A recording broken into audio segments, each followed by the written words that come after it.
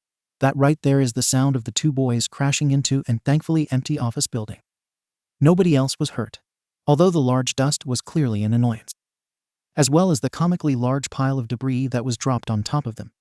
While May wouldn't consider herself a coward or weak in any way, she knows she's not suitable for combat whatsoever.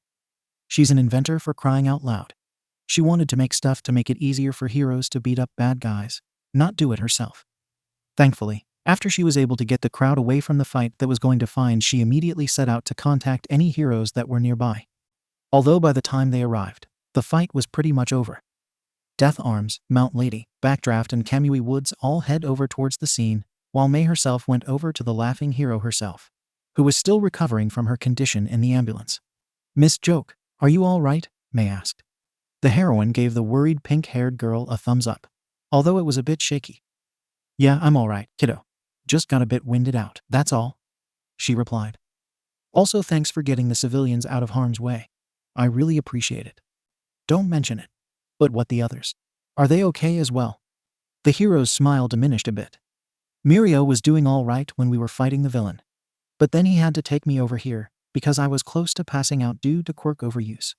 "Couldn't he have apprehended the villain before taking you out of there?" "Well, considering the fact that we are in our civilian clothes, with nothing to apprehend him with, might as well keep me out of harm's way, right?" "Well, I would beg to differ. But what do I know? I'm not a hero," replied May rather nonchalantly. "Anyways, how are the others doing?" "Not sure, but Izuku took one hell of a hit from the villain. Not sure if he's okay or not." May noticed the slight worry in her voice, but was quick to reassure her in that regard. "Don't worry about Izuku, ma'am. I know him for a long time, and I can tell you without a doubt that it will take more than a simple villain to take him out." "I know, or else he wouldn't have survived most of my experiments." "Phew, isn't that a really what experiments?" But before May could enlighten the female discount joker about the immeasurable progress she has made using the green-haired nutcase as a guinea pig, Madoria. A really pissed Detective Naomasa storms towards the women, a deep frown adorned on his face. "All right, where the hell is he? Where is that little itch-tum?" "Detective, are you okay?" asked May. "I am just doing dandy today. Thank you for ask, of course, and not okay, damn it," yells Naomasa. May was seriously caught off guard and was about to give him a piece of her mind, only for someone to beat her to the punch. "Detective," exclaimed Miss Joke, bringing attention to herself. "I understand that Izuku not the most well-behaved of children, but I just saw him get struck by a villain, and I will not have you take your anger out on him." The detective slightly deflated on her statement. "Apologies, Miss Joke. But please keep in mind that I have been in charge of many, if not all, of the incidents that have occurred that was either started or involved by him. His quirk has already been proven to be increasingly dangerous, and he treats it as if it was just a game." "I already know that, Detective. I have already read the files you gave me," she countered. "I have also read that he is also a child. Do you know how a quirk like that could affect someone of that age?" "Yes, I can see where this is going, but this does not justify the way he acted," interrupts Naomasa in a more harsh tone. "Neither does this justify the way you act, Detective. I understand that you have a duty to serve and protect, but also keep in mind the reason why some crimes happen in the first place." The last statement quickly shot down whatever reply the detective was going to say. With only the bustle of authorities and civilians around them being heard, neither spoke for a tense moment. May herself was keen to keep herself quiet, both curious and somewhat afraid from what she had to say, or rather, the implications that were given about her friend. Then the detective broke the silence by asking a single word. Just a simple question, without any anger nor disdain. A question asked in a quiet moment of resignation, and maybe slight shame. "Why?" Miss Joke, for her part, gave a small smile. A forgiving one. Because sometimes they feel like it's them against the world. That answer hit the both of them harder than they would have thought. For different reasons, of course. "Very well then. My men and I will stick around and get statements from the civilians in the area. When you have a report ready, please bring them to me so that I can present them to my superiors. Just make sure that he won't get into any more trouble. I can only do so much before they decide enough is enough." Miss Joke and May let out a sigh of relief. "Sure thing, Chief. You can count on me." Naomasa just gave a tired chuckle, not really believing that at all. He bid his farewell to the both of them before leaving to continue his work. They were met with another moment of silence. May was the one to beak it this time. "Hey. Yeah. About what you said just now. Do you really think Izuku feels that way? About him being against everyone else?" "Of course he thinks that. Question is." She gives May a wide grin. "How does he take it?" May, for her part, returns her grin tenfold. "Something tells me he's going to take it as a challenge. And what a hell of a challenge it will be." Although the fight was already over, the heroes were keen on damage control.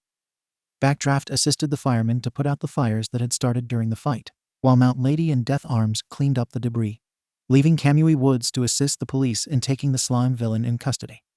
Which was surprisingly difficult idea, given how much the vacuum container was moving violently. "Can someone get my eyes, please? I can't see anything. Everything's dark. I don't like it here.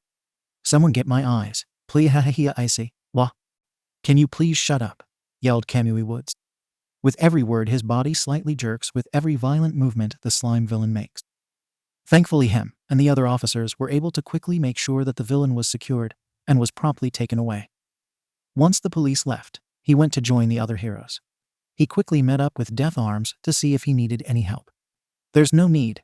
I'm just about done here actually," he replied. Mount Lady got most of it out of the way and Backdraft was able to put out the fires quickly. "So it seems we got pretty lucky today." "You're telling me. I'm just glad no one got seriously hurt. Although now I'm wondering when he will show up." "Who? You mean that Mirio kid? He should be with Miss Joke." "No, not him. I mean him," says Woods. "I'm not sure what you mean. Wait." Death Arms to a moment to think about it, only to realize who Kamui Woods was referring to. "Ugh, no. Not him. I can take anyone else but him," groaned Death Arms. "Oh, come on now, man. I know he can get annoying at times, but you have to admit he's pretty funny. There is nothing funny about getting a wedgie from that guy. Do you have any idea how scared I was when that happened?" "PFFFT. No," snickered Kamui Woods. "I was too busy laughing to notice." "Screw you, Morningwood." "Okay, what's going on here?" Mount Lady meets up with the two arguing heroes. "Did something happen here?" "Oh, nothing," says Kamui Woods, ignoring the death stare from Death Arms. "We were just wondering when that green-haired kid will show up." "Green-haired kid?" asks Mount Lady. "Who are you talking about?" "I would like to know as well, Kamui." says Backdraft, now cutting into the conversation. It sounds as though you and Death Arms have a bit of history with the person. Oh, that's right, you guys just got here recently. Well, see, the thing is that they were all interrupted with a sudden rumbling noise coming from inside one of the buildings. Believing it to be another villain inside the debris, they all prepared for a fight. It soon became unnecessary as they saw a familiar face coming out. Or rather, two of them, I should say. Cough, cough. Oh, Death Arms, Kamui. Boy, am I glad to see you, says Mirio, emerging from the pile of debris. And I see you brought in help too. He quickly gives a thumbs up towards Mount Lady and Backdraft. Name's Mirio, 2nd year student at U. And hero in training. Glad to have you aboard. The two heroes give a deadpan stare at the blonde, now seeing the condition he is in. Glad to see you too, kid, but... Backdraft points to Mirio's clothing, or lack thereof. Huh? Is there something wrong? Mirio finally looks down and sees the state he is in. Oh crap, Izuku. Izuku emerges from the pile, slightly dazed with a flurry of stars over his head. Where's the leak, ma'am? He quickly shakes his head to compose himself before massaging his head. Ugh, yeah. Mind giving me a change of clothes? Huh? Or sure, let me just. He straightens his maid uniform, ignoring the weird stares from the heroes. Then he reaches into his apron pocket and pulls out a fresh new set of clothes for Mirio. There you go, buddy. Washed and hand-pressed just for you. Thanks.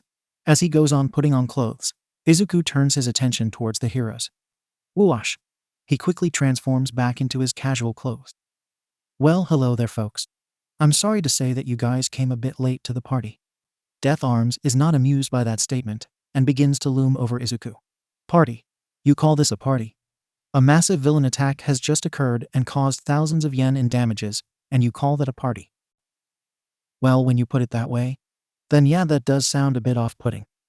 Also hold these for me, would ya? Hold what the hell is this?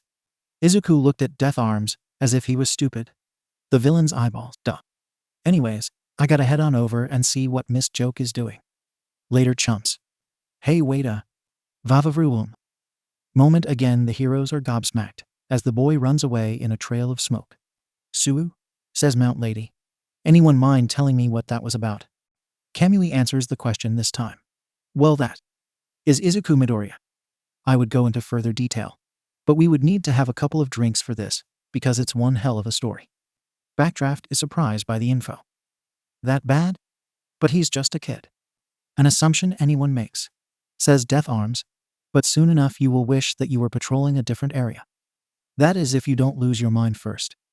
It's a miracle me and Woody here are still kicking. What you guys just saw today was only a sample of what happens here in Musutafu.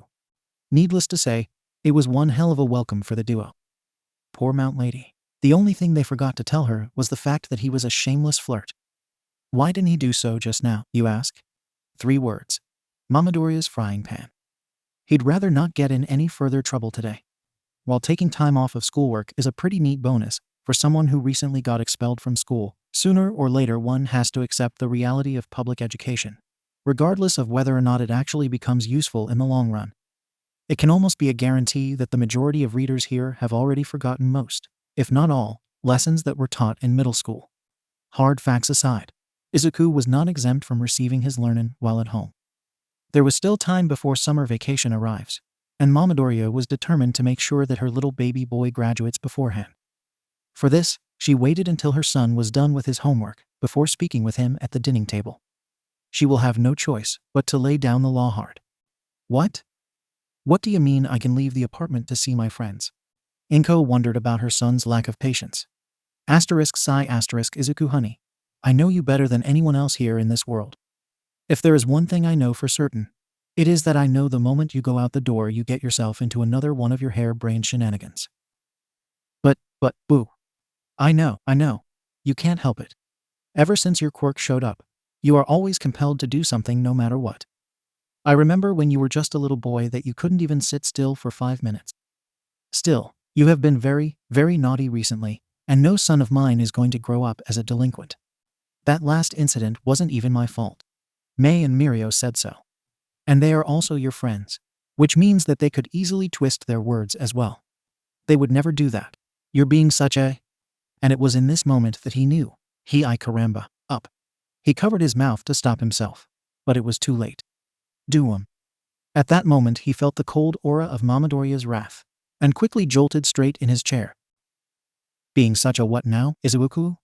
No nothing mom. No. I am pretty sure it was something Izuku. Care to elaborate? No, nothing mother, said Izuku, trying to defuse the situation. I have not said anything whatsoever. Nope. No, nada. Izuku was sweating bullets under the intense stare from his mother, wishing that she would drop it. Oh, I see. Sorry about that, sweetie.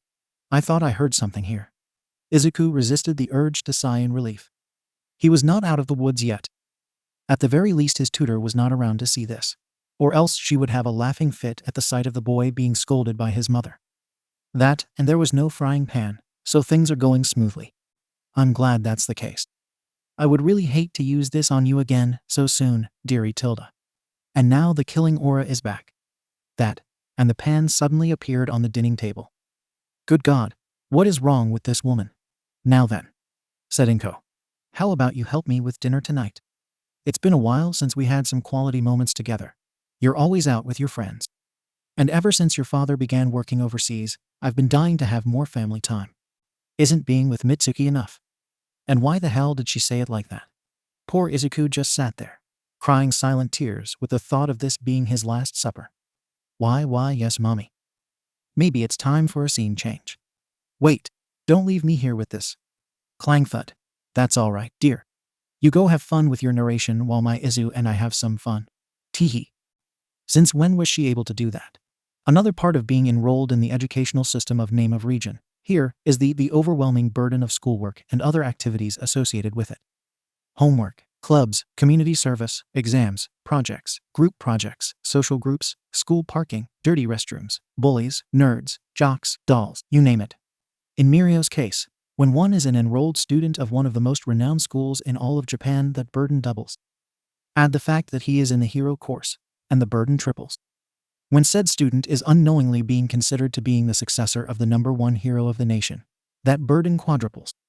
When said individual is the friend of one Izuku Midoriya, then may the gods have mercy on what minuscule ounce of sanity is left in his system. Which is no wonder why it is nothing short of a miracle when he is able to have a bit of free time in his already busy schedule, even for something as little as buying something from the grocery store. This is even better when you get to do it alone. Hey Mariro, when do we get to see those friends of yours? Are they busy? Do they also have to do school stuff too? How come we haven't heard about them until now? Is one of them cute? I bet they are cute. By the way, what are we getting? Are we getting any ramen? I just love ramen. At least his buddies from UA are normal, that much is for certain. Mirio looked over at the bubbly ray of sunshine beside him, giving Nejire a slightly exasperated look. Nejire, I already told you before. Izuku is already in enough trouble, and I got a call from his mom telling me that he's grounded until he graduates by the end of the semester. May also has school too, so she can't be slacking off either. Really? Oh, then maybe we can plan some sort of graduation first meeting party. We can have so much fun. We can bring food, cake, ice cream. A third person decides to join in on the conversation. A complete contrast to the happy-go-lucky girl. This one seems like he would rather be doing anything else. If any of what I've heard of these guys is true, then I am not in much rush to meet them right now, said Tamaki nervously. Oh come on, Tamaki. I'm sure he's not that bad, assured Nejire. He might be a bit of a wild one, but Mirio says he's okay. Okay? One of them have been involved in more villain attacks and accidents than the three of us combined. Heck, Mirio just told us about the villain attack he was caught up in just recently. You know, for a shy guy like you, I'm surprised how you're so riled up about him. Well, let's just say that he's a bit like you. A little too much, I would say. What's that supposed to mean? Mirio was quick to defuse the situation. All right, you two, that's enough. Let's not get rowdy here, okay? Besides, he's not the type to hurt anyone. Are you sure about that? Okay, you got me. But at least he wouldn't do it to someone who doesn't deserve it. Tamaki let out a small sigh. Well, I guess I have to take your word for it. Yeah, Mirio. You better introduce us to him the minute you get the chance. Haha, don't worry you two. You meet him soon enough. Mirio has known the two of them much longer than Mei or Izuku, as they were primarily his classmates to begin with. While they don't have the creative mad mind of an inventor, nor the eccentric personality or power of a wild classy con man, they also have their own little quirks that really puts him at ease. Needless to say, he does feel a bit anxious about the two groups meeting for the first time.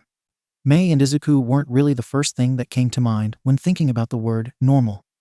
Even their first meeting was nothing short of insane, especially when one tried to use him as a test subject, and the other could literally jump out of their skin. In a world where everybody is basically a super-powered human being, that is one heck of an achievement. Still, it would be great to have the whole gang together.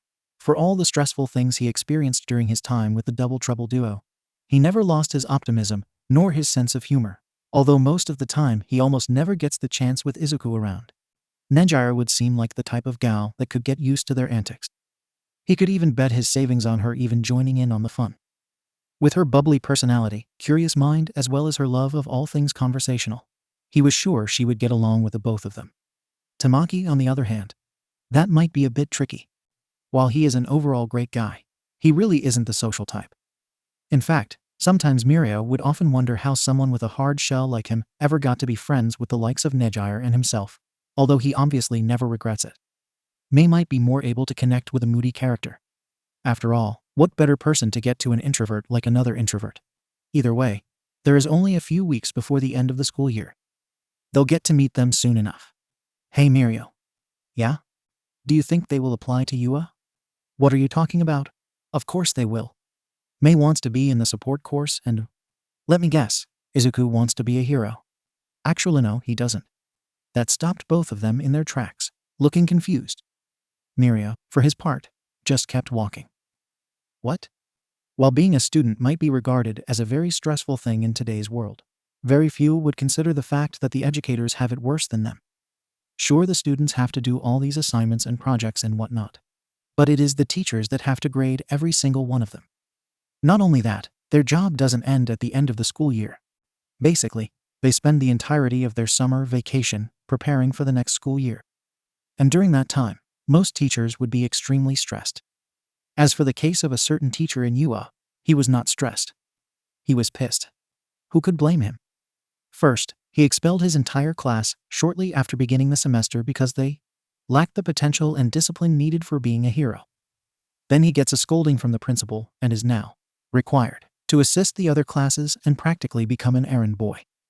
Next, he discovers that someone has begun stealing his juice from the fridge at the teacher's lounge. Now that would have been the biggest offense so far. But then Emmy showed up. While he was annoyed and refused to even acknowledge the laughing hero's advances, this was nothing new.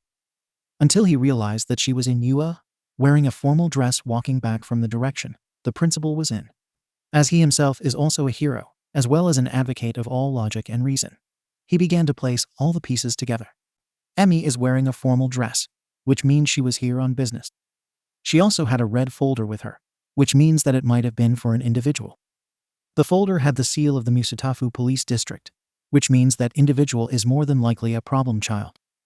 Detective Naomasa is the one in charge in the district and a trusted friend of his, so he knows he's already dealing with said problem child. And by going from what the detective told him during one of his patrols, he knew that Emmy is a tutor of someone named Izuku Midori. Slam. What in the fresh hell is this? Yelled a very angry and out-of-breath Aizawa, showing the red folder to the principal. Emmy quickly came through the door not a second later, trying to get the folder back. Aizawa, what the hell are you doing? Give that back. Not until someone explains why this problem child is planning on enrolling here. Not until you give back the folder. Emmy reaches for the folder, only for the hobo hero to hold it away from her at arm's length. Actually, he's putting both Emmy and the folder at arm's length. Oh, hey, quit it. Not until you tell me what's going on. No, give it. I'm serious, woman. I'm super serial too, sleepyhead. I'll believe it when you stop making those god-awful puns. Asterisk gasp asterisk how dare you. Emmy quickly tackled the sleepy hero to the ground, both still wrestling for the folder. Get off me, problem woman. No. I swear I'll… As much as I enjoy humans make a fool of themselves in front of me, said Nezu calmly, putting an end to the scuffle. I believe it would be best if we retain some semblance of professionalism on campus. The teachers quickly got up and straightened themselves, slightly embarrassed at the fact that they forgot that the principal was at his desk in the first place. At the very least it took off some of the steam that Aizawa was holding earlier. Sorry, Principal Nezu. All is well. As long as it doesn't happen again, of course. Nezu set down his teacup before continuing. Now then, would either of you like to share the reason for what happened earlier? Emi took the initiative before Aizawa could say anything. Well, I was just returning back to the police station to report on Midoriya's case, when Mr. Grumpy Pants, who, Miss Emi? I mean Shota, Emi corrected, crossed my path and asked what I was doing here, and I told him. He was not happy about it, and well, the rest is history. I see. Nezu turned his attention to Aizawa. Anything else to add to that? No, sir. That is what happened. Although I would like to ask about the problem child. Ah, you mean Izuku Midoriya, correct? Yes, sir. I would like to ask why we are even considering letting someone like him take the entrance exam to UA. What? Cried out Emi. Shota, do you have any idea what you're saying? Miss Fukukato, I do have an idea of what I'm saying. Ever since I've heard of him from the news and other heroes, I have been monitoring his activities along with the police. Every time he is involved, there is always major amounts of collateral damage, and many people are left to clean up his messes. Not only that, but given his attitude and demeanor, it's plain to see that he doesn't even remotely care about what would happen to others. There are times where I'm wondering how someone like Sir Nightai and Ingenium could even support someone like him. Aizawa turns to Nezu once more. Principal Nezu, I demand that Izuku Midoriya be barred from taking the entrance exams. I see. A tense silence settles between the three, with Emi and Aizawa glaring at each other, while Nezu just sat there deep in thought. Miss Fukukato? Emi directed her attention back to the principal. Why, yes, Principal Nezu. Do you happen to tell Aizawa about what course he is planning on taking? Asked Nezu, giving a slight smile towards Aizawa. The teacher always hates it when he sees that smile. Well, no, not really. He sort of took the folder and stormed over here before I could tell him. Aizawa was not liking this at all. I don't know what you two are talking about, but if you two are planning to rope him into the hero course, the principal was quick to shut him down. He is going into the business course, Aizawa. What? Said Aizawa, completely flabbergasted. You heard correctly. Reaffirmed Nezu. Not only that, but he was the one to make the choice. Contrary to what you are thinking, Izuku plans to open his very own nightclub. A nightclub? But why? Emi was quick to answer this one. Because he said, and I quote, she made her best impression of Izuku. There's so many heroes out here that I'll practically be begging for a dead-end job at the agency. What better way to help the folks out there than to make sure they enjoy the peace those spandexed crime fighters keep? Aizawa was unable to come up with any retort after that. While he was adamant on making sure he wasn't going to the hero course, he could try to tolerate Izuku going into a different route. At the very least, he wouldn't have to deal with the problem child himself. Seems he just jumped to conclusions this time. He let out a weary sigh, letting his frustrations go up in smoke. Perhaps he needs a long rest after this. Well then, it seems I have misunderstood the situation here. I apologize for making quick assumptions about this. Haha. Not to worry, Shoto. I understand how you feel, but rest assured that everything will be quite all right. Enjoy the rest of your day. Aizawa bid his farewell to the both of them before leaving the office. Again, a nice silence settled in between Emi and the principal. Emi was grateful that her self-proclaimed by her sweetheart was willing to accept Izuku into UA, believing that he would have doubled down on not letting him enroll. However, there is one thing that she was curious about. Hey, Principal Nezu. Yes, my dear. Do you think we should tell him that you've already registered Izuku for the hero course exams? Nezu went to prepare himself another cup of tea, hiding the sadistic smile that began to creep on his face. Hey. I think it would be best to have a few surprises every once in a while, don't you? Ha ha ha ha ha ha ha ha ha. Don't you just love Watsukomin Dego? Bozos. Later that night. All is quiet around Musutafu. The steady hustle and bustle of the town slowly began to die out throughout the town. The bright sunlight now replaced with a dim, flickering flash of the street lamps and business signs. The road was now devoid of vehicles and people. Things were especially quiet for the Midoriya household as they turned in for the night, their bodies now weary of a day of schoolwork, cooking and cleaning, as well as parental punishment. This is a little-known fact, but for the neighbors of the Midoriyas, they were always sure to have earmuffs ready for when they were ready for bed. Anybody who remotely knew Izuku knew that they have to have at least some sort of protection, and a blind eye to anything that was considered weird by their standards. which meant that nobody could have seen nor cared about an iron-masked face looking over the apartment, with all the apparel of a private investigator. His glowing yellow eyes scanned every inch of the building, looking for any and all entrances, exits, strengths, and weaknesses. He also looked into the identities of all of the tenants beforehand, knowing their quirks and their background, including the Midoriya's. He wanted to make sure that everything was perfect and up to date before reporting back to his superior. He knew that they would go for the boy soon, but now was not the time. One should always wait for the perfect opportunity to strike, to make their move. All that was needed was patience. So for now, he waited. Asterisk beep. Beep asterisk.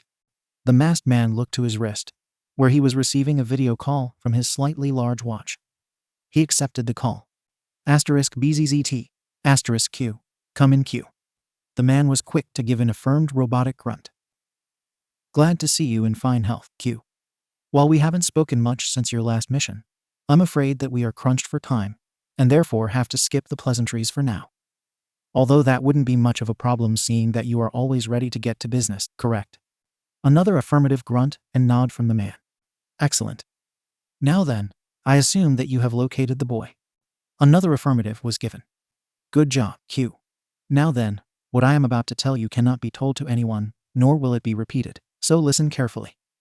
Our intelligence branch recently discovered that the boy named Izuku Midoriya will be attending the illustrious UA, which you already know is the most important school in all of Japan. While he has only applied for the hero course at the moment, I have no doubt that the school will have little to no problems in accepting the young man into their campus. After all, the principal is one clever individual, given the numerous run-ins we have with each other.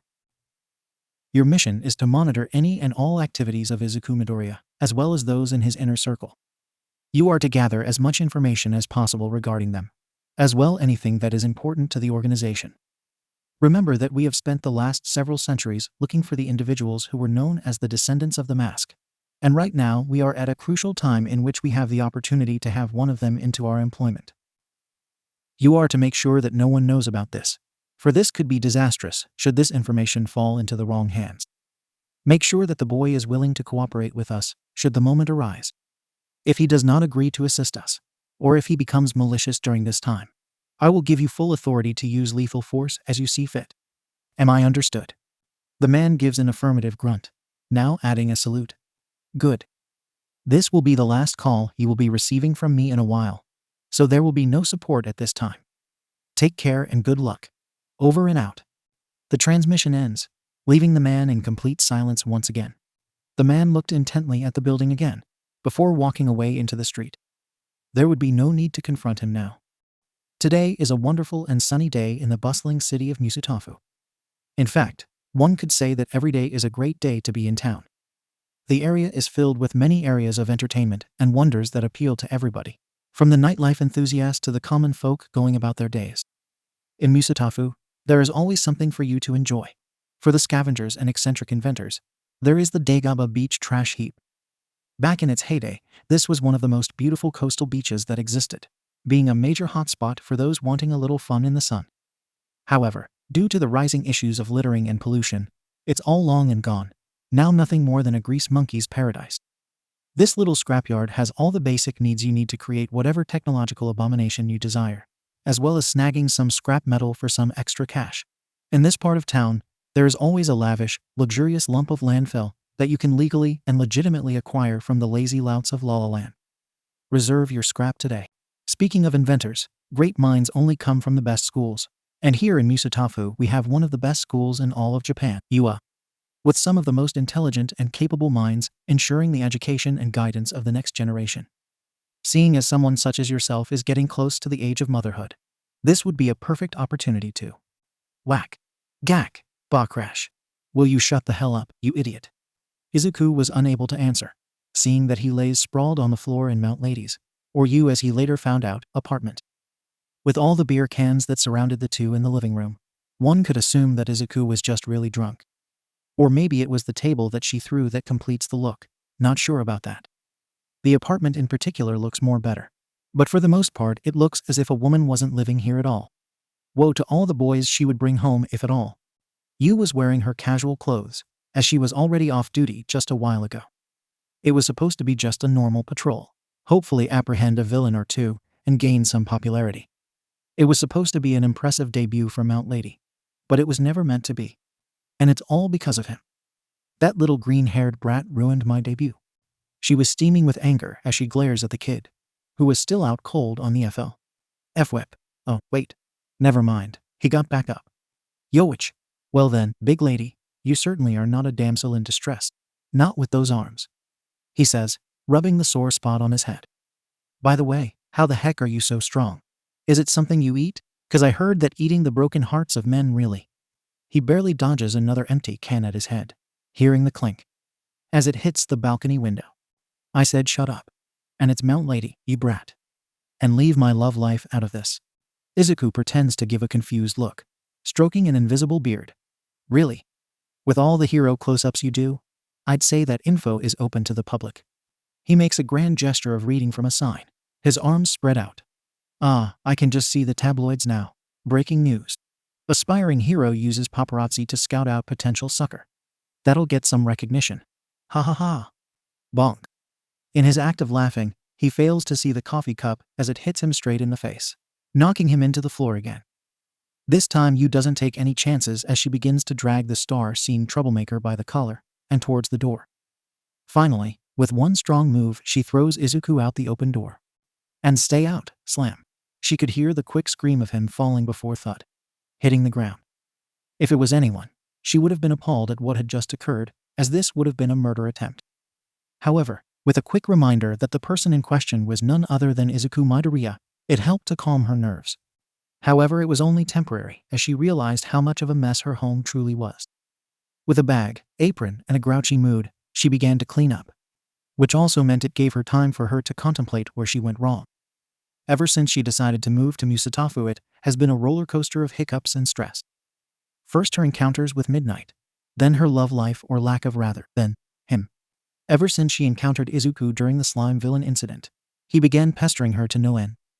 At first she was flattered, as she figured it was just another fan of hers just wanting to take a picture with her or date her. But then he began to act more obnoxious and overly flirtatious towards her, which then began to annoy her. When she told this to the other heroes, they all merely laughed at her suffering, saying that he is a sucker for a pretty face. That, and they were glad that it was her and not them. When she told this to Detective Naomasa, he offered her a glass of bourbon and welcomed her to the club. As of now, she is still confused. She has done a lot of things that she regrets from time to time, be it failing to nab the perfect guy in high school or flirting with a teacher to get the grades up, which cannot be proven in any way legally. However, the one thing she regrets the most was meeting the little wallow, known as Izuku Midoriya. Yup, he tends to do that to most people. Now, here she is sweeping the can litter floor of her apartment, with only the thoughts of a wallowing, hopeless romantic. Meanwhile, Izuku is seen peeling himself off the ground, leaving behind a noticeable human-shaped hole. He glares at the apartment building while dusting himself off, before turning towards the street. Asterisk looks at audience asterisk, I've heard of falling from grace. But this is ridiculous, he says before deciding to take a stroll through the town. Now then, what should I do? I haven't seen the gang in a while. Maybe I should give them a visit. Or I could pay a visit to my good pal Naomasa. I'm sure he is dying to know how I've been. He pulls his hair as he can't seem to make a decision. Ah, there must be a way to choose, aha. Quickly, he digs elbow deep into his pocket before taking out a coin. There we go, he says as he flips the coin high into the air. Tails for friends, heads for the chowderhead. Cling, tink, tink. And surprise, surprise, Naomasa gets to relax another day. Well, then off I go. F-wash. Izuku quickly whirls out of sight, heading back home to invite his friends for dinner. He knows for a fact that Midoriya would be thrilled to have guests in the house. Besides, who can resist her delicious homemade katsudon? It was another day at work for the disheveled detective, if the paperwork was anything to go by. While the last incident was not as bad as the previous ones that he encountered over the years, he still has to fill out the reports at the end of it all. Seems that he just can't get a break. But justice never sleeps, as they say. The black suitcase, on the other hand, was the only thing on his mind, as it was recovered at the scene of the incident. Witness reports stated that before the man transformed into the creature, now known as the slime villain, he had a black suitcase with him as he entered the restaurant. They also said that when he was inside, he appeared very anxious and afraid, as if someone was looking for him. It wasn't long before the nervousness quickly became annoyance once Izuku began to get involved. The suitcase was in police custody shortly after the incident and was sent to the lab to check for any further evidence. There were some fingerprints, but was later to be matched with someone who was reported dead a few days ago, meaning that the villain was more than likely responsible for the death of the individual and was using the body as a sort of disguise. They also attempted to open the suitcase, only to be surprised with the fact the damn thing was not being budged in the slightest.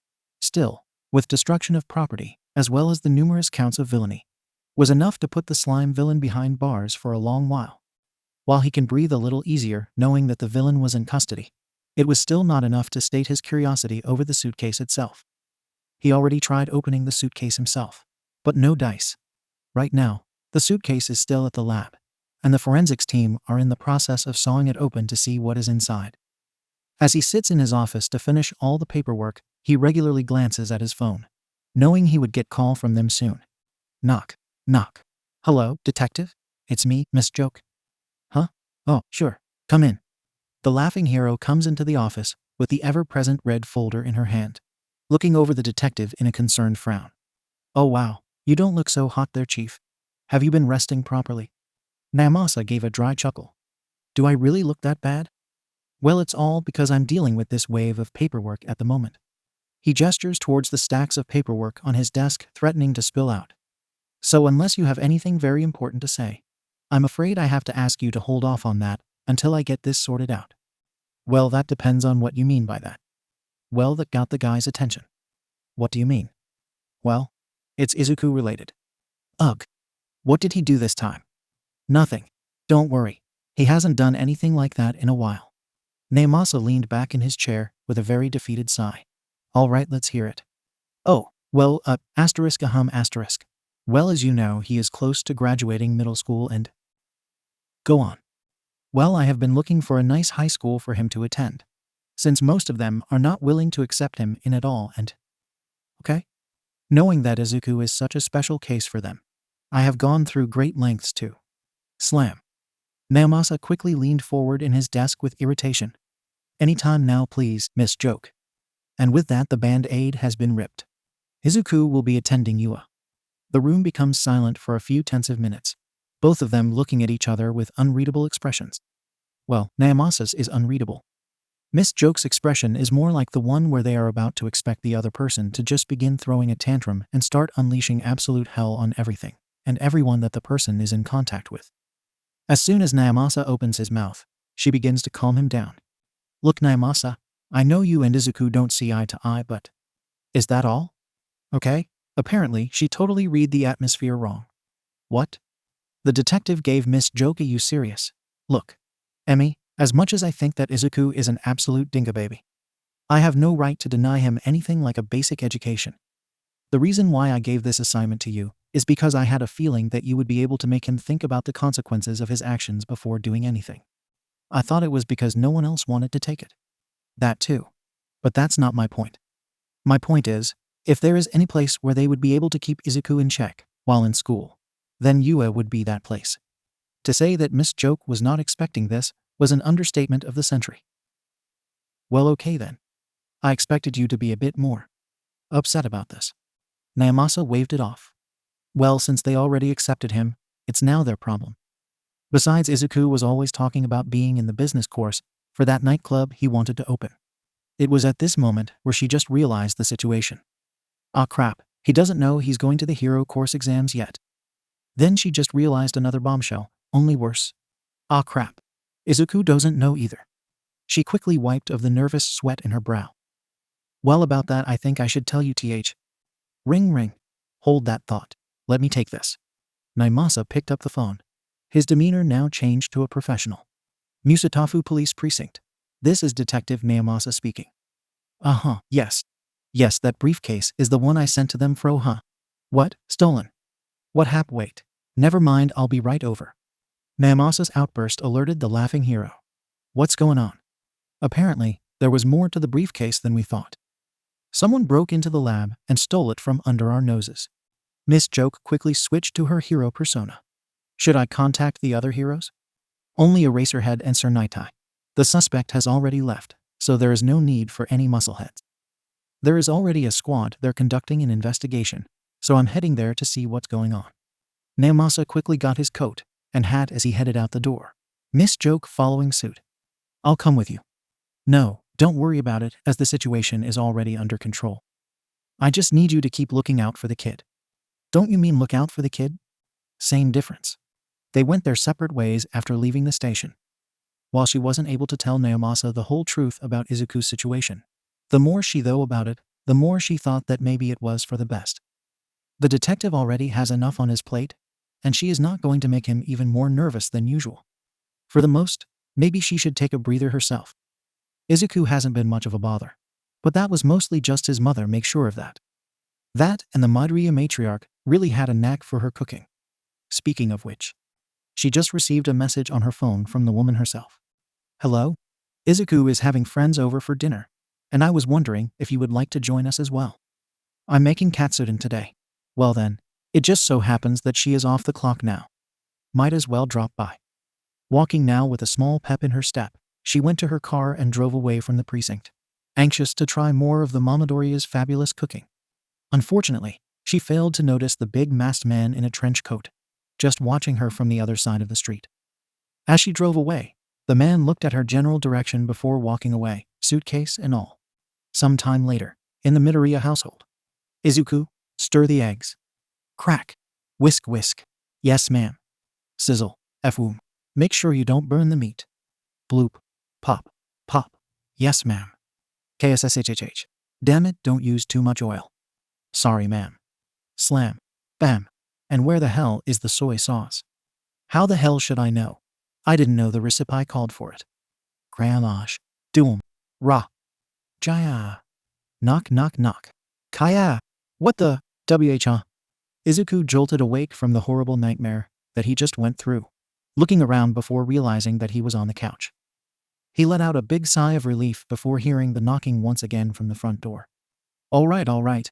Keep your pants on, geez, he yelled out as he went towards the door, revealing a casually dressed Emmy. Hey there, Pipsqueak. You gonna invite me in? Asterisk sigh asterisk. Yeah, sure, come right in. He could notice the deadpan reaction on her face. Gee, you sure know how to make a woman happy. Yeah, whatever. Mom is at the kitchen right now. You can talk to her while I take a bath real quick. Izuku goes to his bedroom to get this clothes, leaving Miss Joke to her own devices.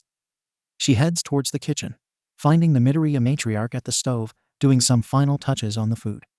Whoa, what kind of witchcraft did you do to make this smell so delicious? The woman beamed in pride as she greeted the laughing hero. Why thank you, Emmy. And for your information, there is no witchcraft involved. Just some good quality ingredients and a nice little helper to do the trick. Then you must have spent a lot of time getting everything perfect. Little Green looked like he was going to pass out. Actually, now that I think about it, he must have woken up when I knocked at the door. Inko looked off to the side in an embarrassed pout. Well, I do tend to be a bit hard on him when he helps me cook. A scream is heard in the bathroom. Understatement of the century. Izuku, shut up and get clean. WH crap. Slip, bonk, slapsh. Owa. Inko turns to Emmy once again. Anyways, would you mind setting up the table for me? The food is almost ready. Sure thing. Is it just us? No, Izuku's friends are also coming too, so that would make it about 7 people in total. Oh, well then this isn't really dinner anymore. Now it's a party. Haha, I guess so. The two spent several more minutes getting everything set up, eager to know what they have been up to since last time. Ever since Emmy became Izuku's tutor, the two of them quickly became fast friends and would take every opportunity to meet up and hang out while they were free. While Katsumi is still a very good friend of Inko, her modeling career really puts on a damper on her schedule. Even so, she couldn't really blame her for that. Besides, she would hook her up with some nice dresses. It's great to have connections after all. As for Emmy, she really could use a bit of company, seeing how Aizawa would always reject her advances every time. Truth be told, if it wasn't for the fact she would always do it with a bright smile and just a massive wave of total sunshine, she would have been suspected of being a yandere. That being said, he really lucked out on that one.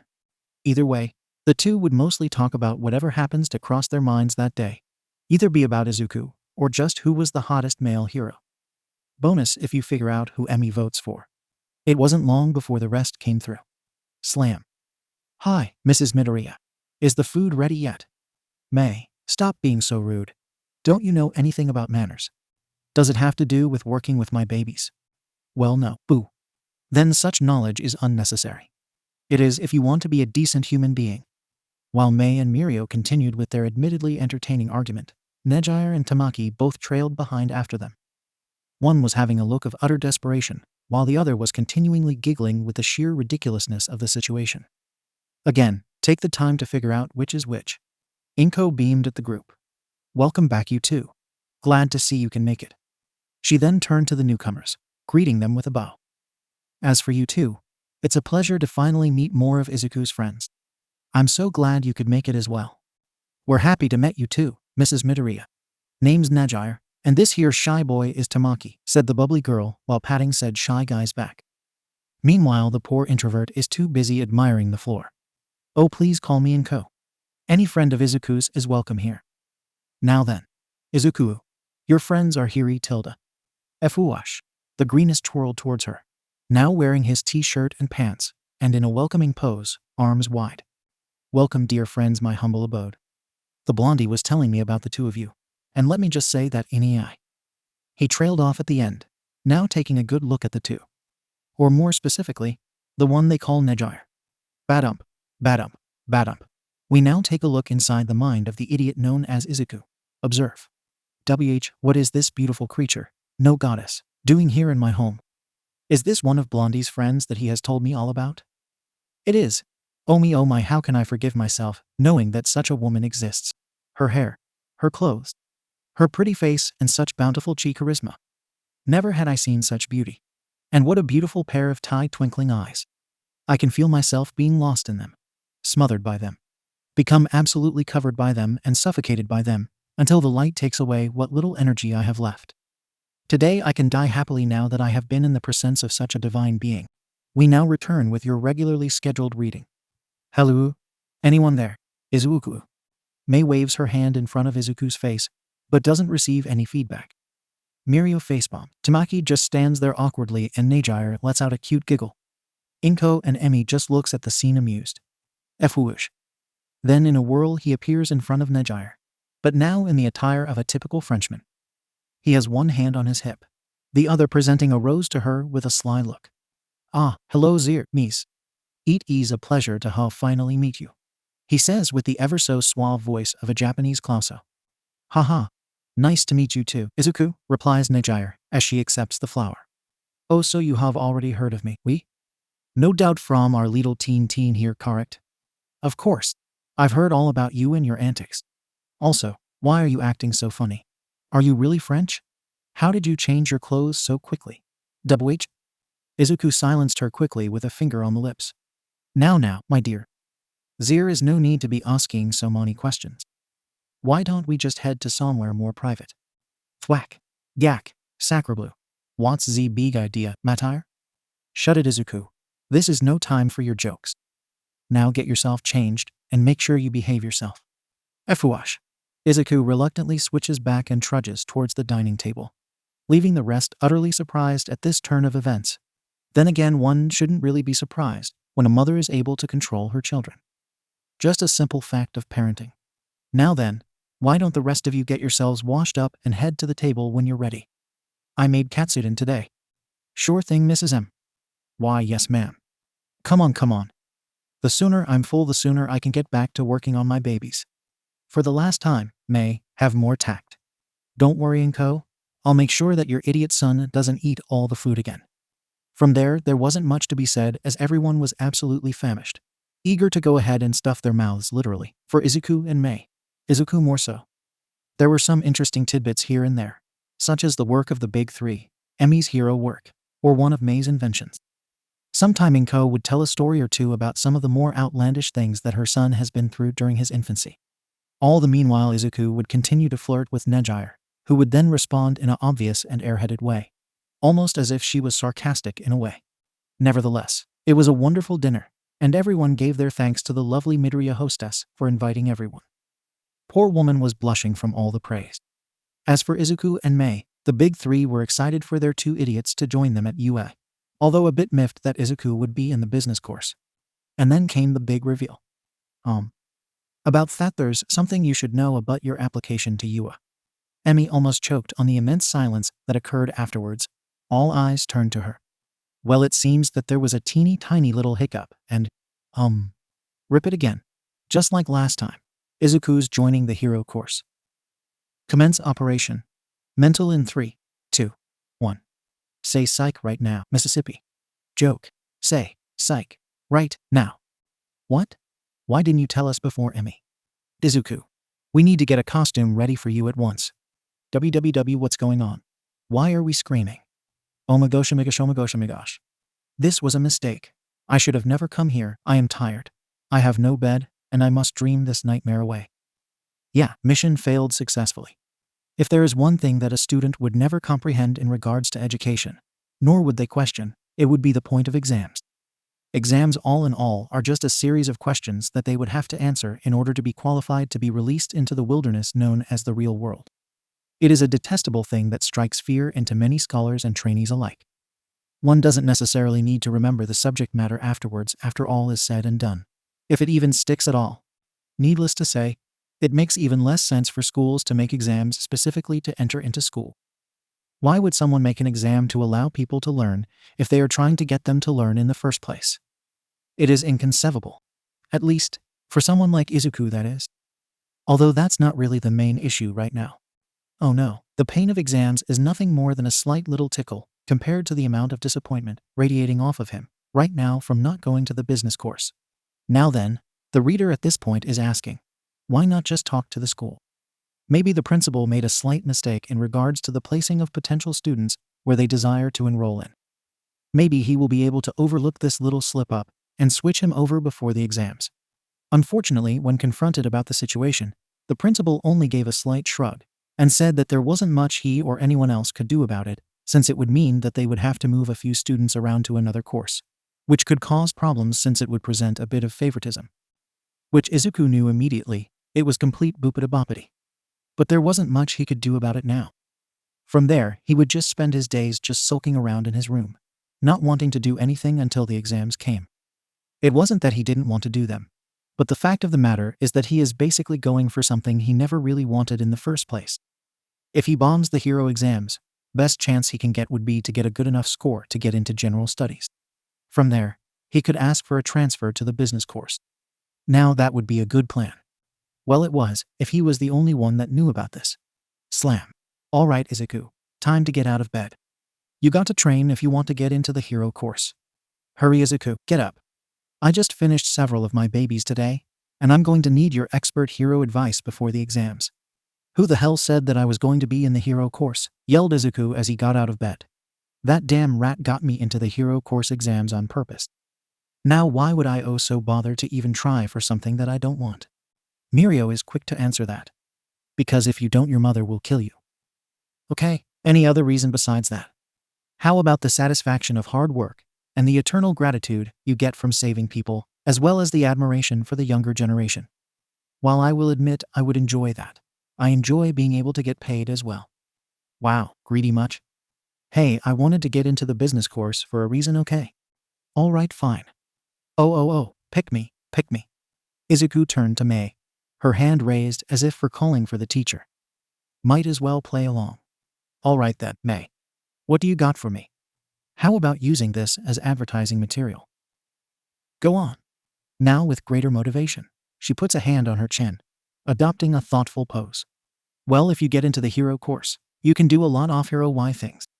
You do a lot of them, get famous, come up with some crap about doing something to make the piece more enjoyable, quit being a hero, open your nightclub and bam, customers will flock to you. Well then, if she didn't sold the idea before, now she did. This was evident by the wide grin coming from the green bean. Well, that's a much better way to convince me there, Pinky. See, Mirio, this is how you win people. PFFFT. She's just saying that because she knows it will benefit her too, won't it, Mei? Mei shrugged her shoulders, not even trying to hide it. Well, duh. If he gets noticed, then by proxy I get noticed too. If he uses my gadgets, even better. Whoosh.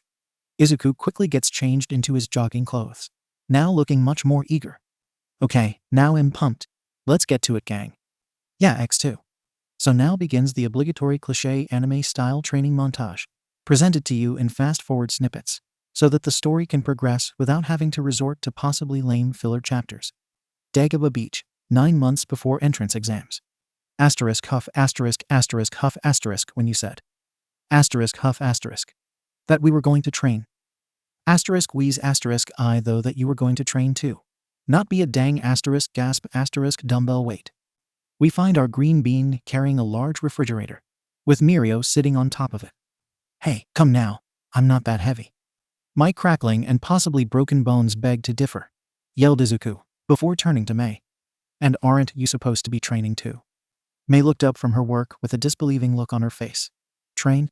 PFFT, heck no. You guys are the ones in the hero course, not me. Besides, I'm too busy with this to help anyways. She had built herself a makeshift workbench, dismantling and organizing all scrap metal with some of the tools and equipment she brought from home with the help of her 2-pack mule, of course. Since they were planning to clean up all the debris and trash from the beach, she figured it would be the best time to get every bit of useful scrap and other items beforehand. In Mirio's case, since he's already in U, there really is no reason for him to even be there in the first place. Still, being the very kind and thoughtful friend, he is contrary to what Izuku and Mei would say at times. He wanted to help out in training him for the entrance exams, which is why he asked Izuku to start clearing up the beach without using his quirk, which to no one's surprise pissed him off. Then he easily complied when threatened with telling on his mother. You know, it really is a useful thing to use that to keep in check. Izuku hates the fact that his friends know this. What makes it worse is that his mother knows this, who told Miss Joke about it, who then tells the principal about it, who then tells his staff about it. Mark his words, they will rue the day they messed with Izuku Midoriya. Pock. Whoa, what th squish. Unfortunately, his train of thought were interrupted when he tripped over a rock. Mei stopped and rushed over to him, while Mirio is already off and helping Izuku get up. Izuku, are you alright? Said Mirio. Izuku, a bit dazed, and with a face full of sand, he only had one thing to say. PFFF ha ha ha ha ha ha. Thud. Ah, the cowardly dog laugh. A classic. Mirio sighed disappointedly. This is going to take a while. Ua Gym Gamma, 6 months before entrance exams. While hauling lumps of trash is fine and dandy, when it comes to actual combat training, it would be best where they could find a place less destructively conspicuous. The gang would have no trouble in doing so at the beach, but due to Izuku's unpredictability and a warning from Emi and Detective Nyamasa, that did not get anywhere. Thankfully, Mirio was able to get the principal's permission to use Gym Gamma, provided that he keep an eye on Izuku, and that any damage done would have to be within the gym. Mei was not allowed to join, as it was only limited to the two of them. But for the most part she was okay with it, as didn't have much reason to be there anyways. Bam, smack, boom, boing. We find Nejire and Tamaki at the sidelines, watching a current fight between the two knuckleheads. The fight has already gone on for more than a few minutes, but it was enough time for the gym to be littered with craters and random objects, as well as a few Izuku-shaped holes. Or to be more accurate, only Nejire is watching, cheering them on. Tamaki is just facing the wall, wanting to be anywhere but there. Whoa, let's go you two, I want to see some hustle.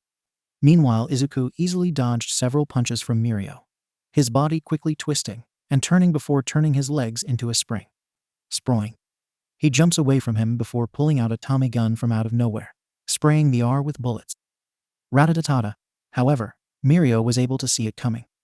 He activates his quirk, allowing the bullets to phase through him and diving into the gym floor. This only made Izuku grin. Oh, going for the all backstab, a Tintin. His hunch became true as the buff blonde suddenly appeared behind him, and he quickly turned around. Unfortunately, he appeared without his pants again. Gah! Izuku's disgusted cry was enough of a break for Mirio to throw a punch to the stomach. Thwack, crack. The force of the punch was enough for Izuku to hit another wall, adding another to his collection. He was not hurt at all, most of his injuries just comically light scratches and bumps. In fact, he was more mad than anything else. Mirio, you clod. I thought I said I don't want chili dogs, he yelled before pulling himself off. He dusted himself off before speeding up back to him. Mirio was about to continue the fight, before he noticed that Izuku was tearing up. I told you I am not hungry, and that you must respect my wishes, he said meekly. But still you try to feed me when I said no. Mirio let out a groan. Izuku, for the last time. I am not trying to force myself on you. Asterisk sniff asterisk. How could you do such a thing? Even after what we've been through. Why, this is ridiculous. I'm just trying to help you with getting in. Is that what I am to you, sob? Just a little pet project? No, Izuku. I'm just trying to help you. Liar. I bet you say that to all your other tramps you call trainees. Generic soap opera music begins to play as Izuku turns around, not wanting to look Mirio's face. He pulls a hanky out of his pant pocket, trying to wipe the tears that were flowing from his face. He tries to make himself as small as possible, not wanting to feel the blonde's intimidating aura. I know you mean well, Mirio. I would be a fool to see otherwise. But lately you've been nothing but a beast. You're insatiable. It's almost as if I was just mere prey for you. It was at this point where Tamaki decided to slowly turn around from the wall, wondering what the absolute Rikalaya is he listening to. Ooh, what's going on? SHHH, said Nejire, waving him off. It's getting to the good part. Izuku quickly turned to Mirio again. Be honest. Did you really mean what you said? When we were at the beach having the time of our lives? Did you really mean to make me happy? Mirio was speechless. His face contorted as he desperately tried to rein his emotions. He was afraid to answer. He could not trust himself to speak. It was only after a few minutes when he spoke again. I'm sorry, Izuku. But I lied. There was a loud gasp from Nejire from the background, but it went ignored. What? But why? Because I was selfish. I only thought of making myself happy, not caring to see past that, and even considered your feelings. I wanted you as a trophy. A symbol of my pride. But now I see that what I did was wrong. Izuku dropped to his knees, unable to believe what he is hearing. What are trying to say, my love? Don't say what I think you might say. I'm sorry. But I must leave you. May you find someone more worthy. Goodbye. With those words, Mirio began to walk away. The generic background music reached a crescendo as Izuku let out a cry of despair. Nuu. What in the absolute brap is going on here? The background music suddenly cut off, and everyone looked over to the new voice, who so happened to be none other than Aizawa. I thought that we were being attacked by villains with all the commotion going on. But no. All I see is a bunch of jackasses destroying one of US faculties and making basara. Soap operas. Give me one good reason why I shouldn't just throw out all of you and ban you from entering this place again. Wow. Hell just gotten a lot more colder now. Maybe it would be best to just defuse the situation before it escalates any further. Because we got permission from the principal, Aizawa-sensei. I mean, we are helping Izuku get into the hero course. Or just have Nejire dig the grave further. Bless that airhead, for she doth not know what she does. You got to be foo. Needless to say, they were no longer allowed there without adult supervision. On a more positive note, at least the two boys have a promising acting career if all else fails. Midoriya household, 4 months before entrance exams. Let's see here. If I divide this by 3, carry the 1 and square root it to the value of x, then I should get the result of asterisk mutter mutter asterisk. Izuku is seen at the dinner table, a cluster of papers and pencil shavings covering the entire surface. His fingers are typing furiously over an oversized calculator, while his writing hand is nothing but a blur. Now most would be shocked at this scene, if it wasn't for the fact that he was wearing clothing that would resemble that of a nerd. Meanwhile, Inko and Miss Joke are at the living room, sharing a conversation over a cup of tea. You know, Inko, this might the first time I've ever seen him act like that. Did you threaten to ground him or something? Oh hush, I'm not that bad. Also, whenever he has to do something he normally has issues with, he usually just transforms. Wait. So if he wants to be smart, he dresses up as a nerd? Yeah, pretty much. Your son's quirk makes no sense. True. But then again, since when did quirks ever make sense? Good point. I try. Anyways, would you like some more tea? Sure.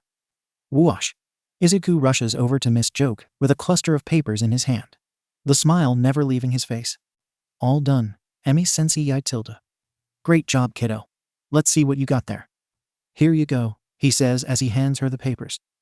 It took me a while, with all the variables and whatnot, but I think I got the hang of it. Well, let's just see about that, okay? Emi lightly skims over the pages, looking over his work. However, the more she looked at it, the more she became confused. Dependence. Gross income. Compensation? Wait, is this? Ooh, Izuku. Are these tax income forms? Yes. And why are you filling these out? What happened to the math problems I made for you? Izuku tilted his head in confusion. But I thought those were the math problems. No, these are financial problems. Yes, but that's why I'm doing those. That's why we are learning math, right? Emi sighed in exasperation. Well, yes, but no. Izuku, I want you to do the problems I did for you. Then how am I supposed to claim my benefits? Tax season isn't even until next year. And more importantly, Russell. Why is this under Naomasa's name? He needs to take responsibility for flirting with Mom. Clang.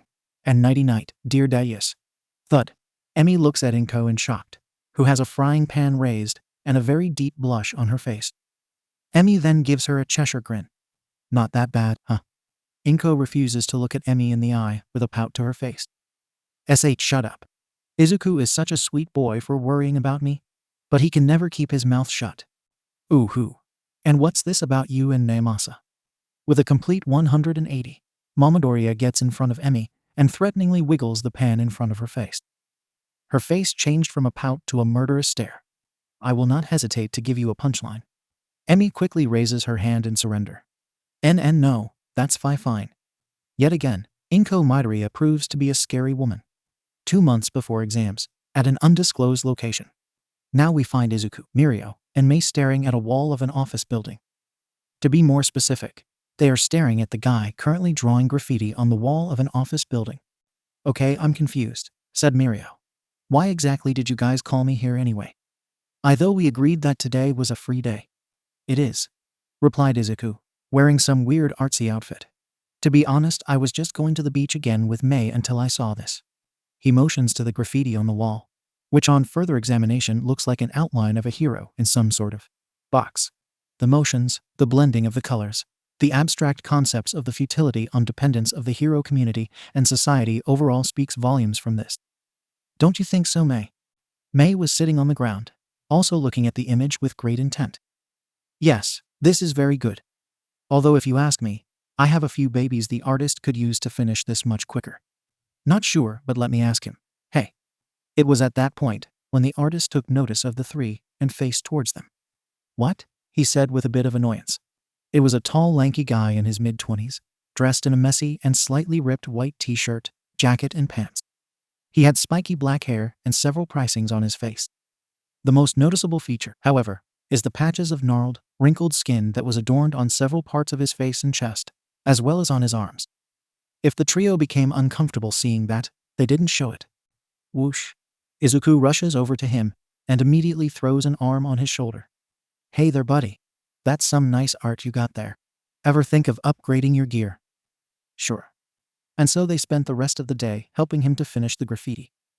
Unfortunately, they were noticed by a sidekick, who then tried to take them in until some guy in a metal mask came up and knocked her unconscious. Then he tipped his hat in greeting and dragged the sidekick away to God knows where.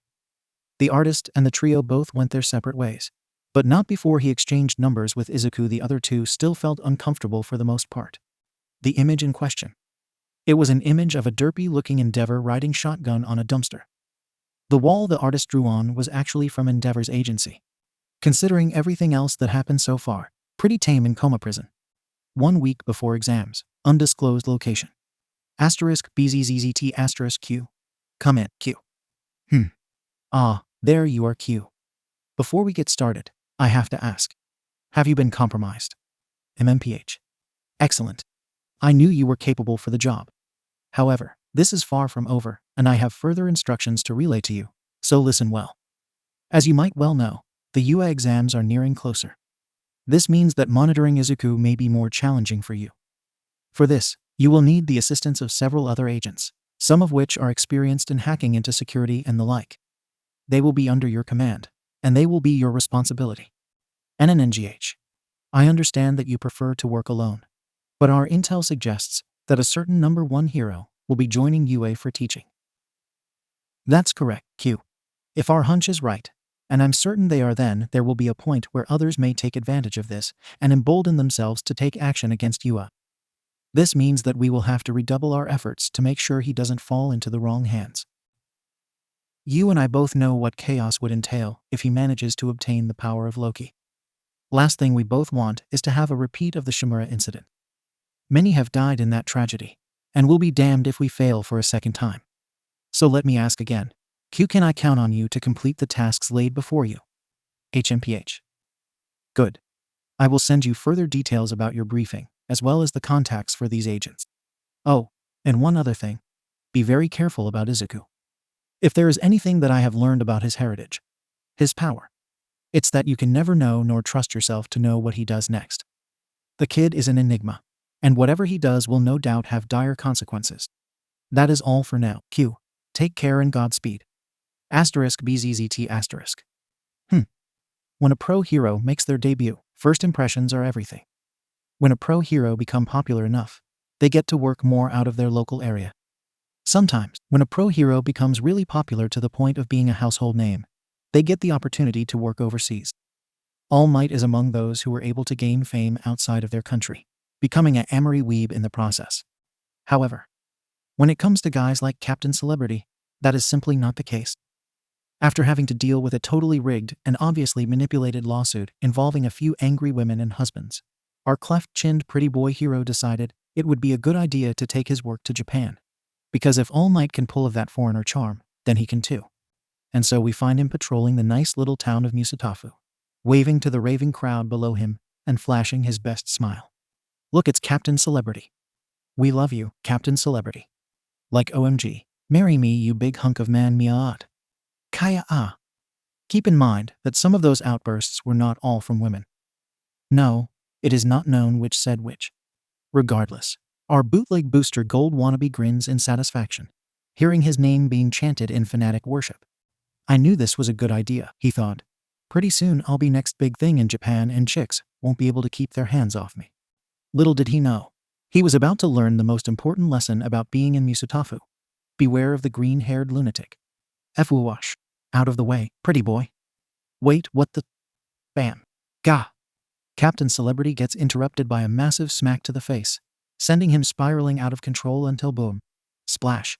He crashes into a water tower. The water gushes out of the tower, the force shooting his unconscious self out to the rooftop. To make matters worse for him, a random bystander at a different building managed to film the whole thing, who would later post it online for millions to see. Maybe it was best that Captain Celebrity stays unconscious for a while. Meanwhile, our favorite greenie is seen flying erratically in the sky at high speeds, thanks to May's new jetpack he borrowed from her a few days ago. His arms are spread apart, imagining himself chasing down an enemy plane. Brrrrat. Bogey is down, engaging another one at 12 o'clock. He dips down towards the street, where he sees a delinquent about to talk to a girl, who is already feeling uncomfortable by his presence. Hey there, pretty girl, why don't you come and have some fun with? Yoink. Kaya. The girl becomes shocked as she sees the delinquent get hoodwinked to the sky, before taking this time to carry on with her day. It is also important to note that it was the delinquent that screamed, not the girl. Strange day today, isn't it? Izuku kept flying through the town in the direction towards Yua, carrying the delinquent in his arms. The delinquent, however, was not amused. What the hell, man? The beep. You think you doing? Let me go. Wait, you're not the girl. Of course I'm Tralala. Not. Now put me down. Okay, sure. Huh? Why no holdo land first, damn it? Target in sight. Bombs away. Ha ha ha ha. Ah. The delinquent screams become more quiet as he descends towards the ground, regretting ever getting out of bed today. By the way, where did Izuku drop him? Crash. Bam. Whoop whoop. Damn me, Aunt Midoriya. Apparently on top of Naomasa, who was just about to head inside a coffee shop. More specifically, on top of his car. Hopefully car insurance is decent in Japan. Moving back to Izuku, the Green Baron, with his arms out like the wings of a plane and the sound of a Fokker, continues on his journey through the open skies. He has fought many dogfights and even bombed an enemy vehicle, and he will do his best to arrive towards Fort Ue and receive his badge of Hono. Aring rink. Araring.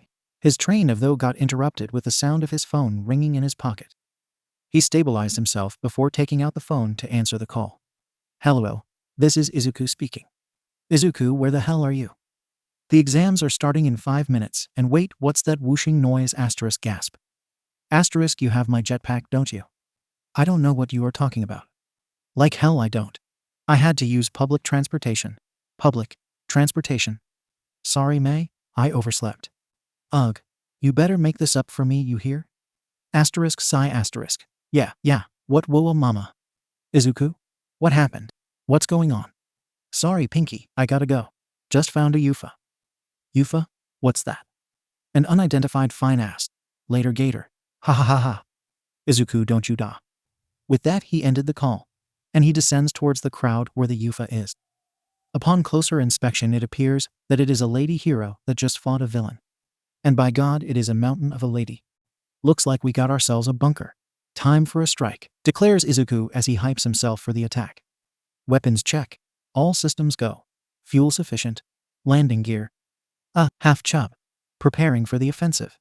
Seeing that everything is in place, he waits till he appears just above the target. Just a minute later, he quickly dives down towards her. VVVRRRRRRRRRRRR. Dive, dive, dive. Woo-oh-hoo-oh. Now, let's take a look at what was occurring just a few moments before disaster, shall we? A few minutes before disaster. A villain can be seen causing chaos in the city, already causing immense damage to the area, including the train. A crowd of civilians stay just behind the exclusion zone set up by several pro-heroes who have arrived at the scene. Backdraft and Death Arms are keeping the crowd back, while Kamui Woods engages the villain. Both are on the railways as Kamui effortlessly dodges the incoming attacks from the villain before landing on the roof of the station. You are charged with illegal use of your quirk during commuting hours as well as assault and robbery, declared the Pike Branch. Now it's time to face the music, evildoer. As much as that line was cheesy as hell, the crowd would not stop loving it. They cheered for their hero to kick ass and save the day, and Kamui wasn't one to disappoint. Lacquer Pry. Canyon Cannon. Wait, what the foo? FW Whip. Bam. Unfortunately, Mount Lady would be the one to disappoint him today, as the villain received a vicious flying kick from the giantess, sending from the railway towards the empty street. Good thing too, since the civilians were nowhere near that area. What is it with heroes and recklessness these days? Leaving that to the side, quickly made sure that the villain would stay down, while making sure the men's spirits will stay up. Hello everyone, don't panic. I'll take care of this bum, said Mount Lady, emphasizing the pun with her assets. She smiled for the cameras that no doubt is capturing her perfect physique. And it was from this moment that she would know. She doi, up. VRRRRR. Dive, dive, dive. Woo-woo-hoo-oh.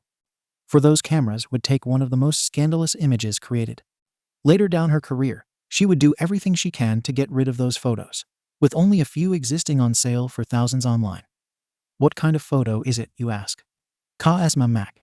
Kaya A green-haired kid in a jetpack photobombing Mount Lady's photo shoot in the most perfect way possible. On an unrelated note, this was also around the time where discussions took place about her preferences, further damaging her reputation. Payload deployed. And by golly, what a payoff. Ha ha ha ha ha ha ha. Izuku laughed maniacally as he heard the cameras shuttering off even quicker in the distance. The creeps will have a field day with that. Just suddenly the ground started to shake around him. Thump, thump, thump, thump. Huh? Are we having an earthquake right now? The moment Izuku looks over his shoulder, he sees the heroine striding towards him with a murderous look in her eyes. Awuoga. His eyes pop out in shock and fear and begins to go faster. Holy moly, big girl at 12 o'clock. I'll teach you to mess with me, you little chamako. No thank you. You are too much of a woman for me to handle right now. Grandma. Mount Lady tries to snatch Izuku from the air, but fails to do so, while he quickly maneuvers around in the sky. Ha ha. You can't catch me, big lady. Not when I have this baby in maximum overdrive. Swip. Snatch. Well crap. Izuku is now face to face with the giant lady, now seething in barely repressed anger. Now then. Tell me one good reason why I shouldn't squish you like the jitterbug you are.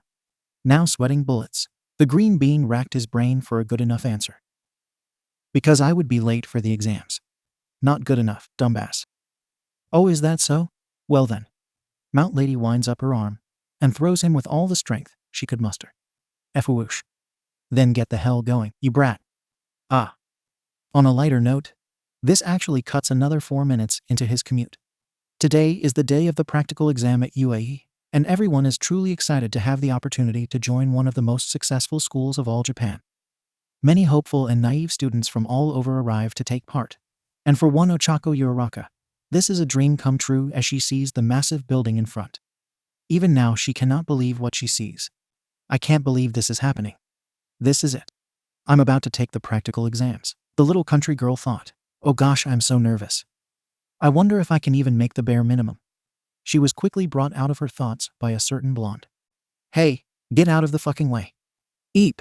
She made way before the guy could barrel her over. Sorry. You better be, fucking round face. Now fuck off. Bakugo kept trudging forward, leaving the poor girl in place. Not much of a good start, but the day is only young. All she needs to do is get by without any more problems and… Wait, where is that noise coming from? Uraraka quickly looked around trying to find the source of the sound, not noticing the blonde-haired bomber suddenly stiffing up in alarm. Now even the other passers-by are stopping to look for that strange yelling. The hell is that noise? Ya think it's the wind? Don't be stupid, dude. What if it's a villain? Look, there he is.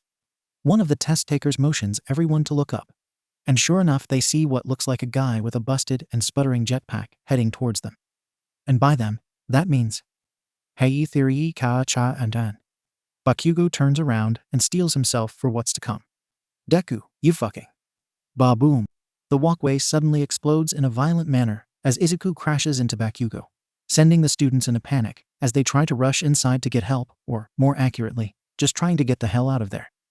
Meanwhile, Uraraka becomes slack-jawed at the massive destruction that just happened right now. The dust soon cleared, leaving behind a large crater. Izuku peers out from the rubble, now covered in soot and dirt. Ugh. Note to self, invest in helmets, he said.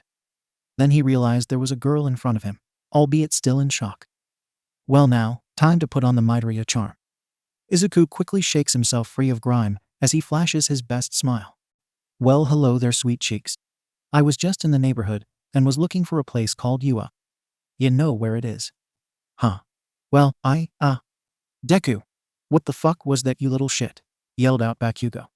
He also shot out from the crater, now grabbing Izuku by his shirt collar. The green bean, however, is not fazed if his still plastered smile is anything to go by. What was what? That what? That stupid stunt you did just now. What saying? Oh, you mean that stunt? It all started when I found Mount Lady on my way here when she was showing of her as… Boom. The greenie suddenly received a punch from the blondie, sending him from the crater bam to one of the hero busts. Oh wait. You sure like bustin' heads, don't you, Sparky? Shut it, Budget Bosco. What I want to know is what the hell you're doing here. Fuosh. Izuku quickly spun towards Bakugo, pissing him off with his smirk. Well, if you must know, yours truly is taking the entrance test. Like hell I will. I'm not gonna let you take my place as #1 hero. Well, I was actually going into business. But what if getting in there means that I get to mess with you? Honk. Izuku quickly pinches Bakugo's nose, making him yelp in pain. Then onto the breach we go. Hey. Izuku quickly spins off into the building, leaving a furious Bakugo behind nursing his nose. Grrrr.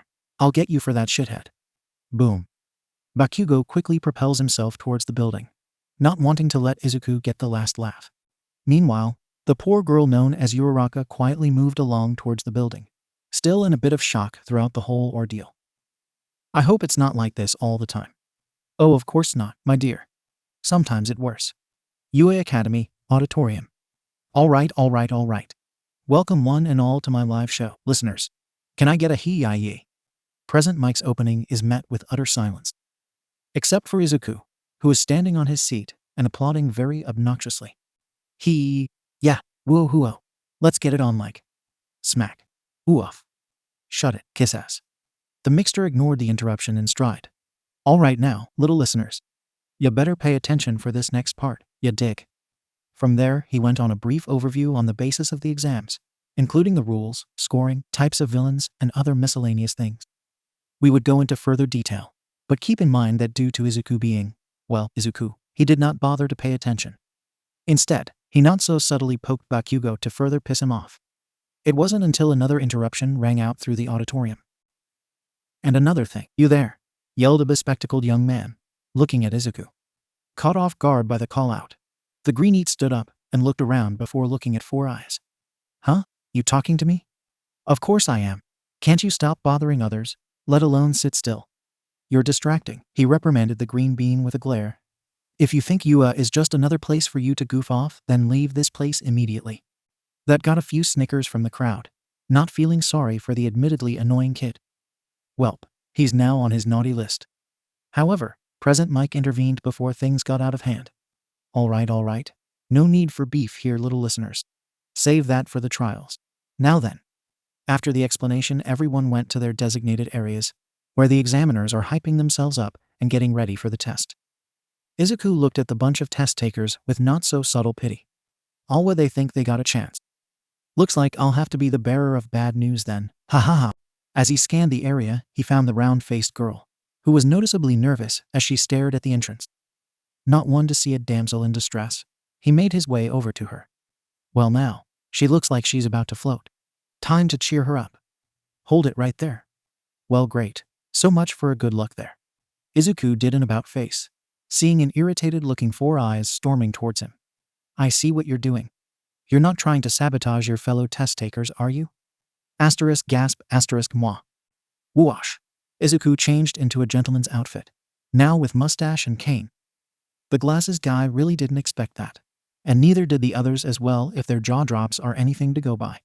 Asterisk posh English accent asterisk I say.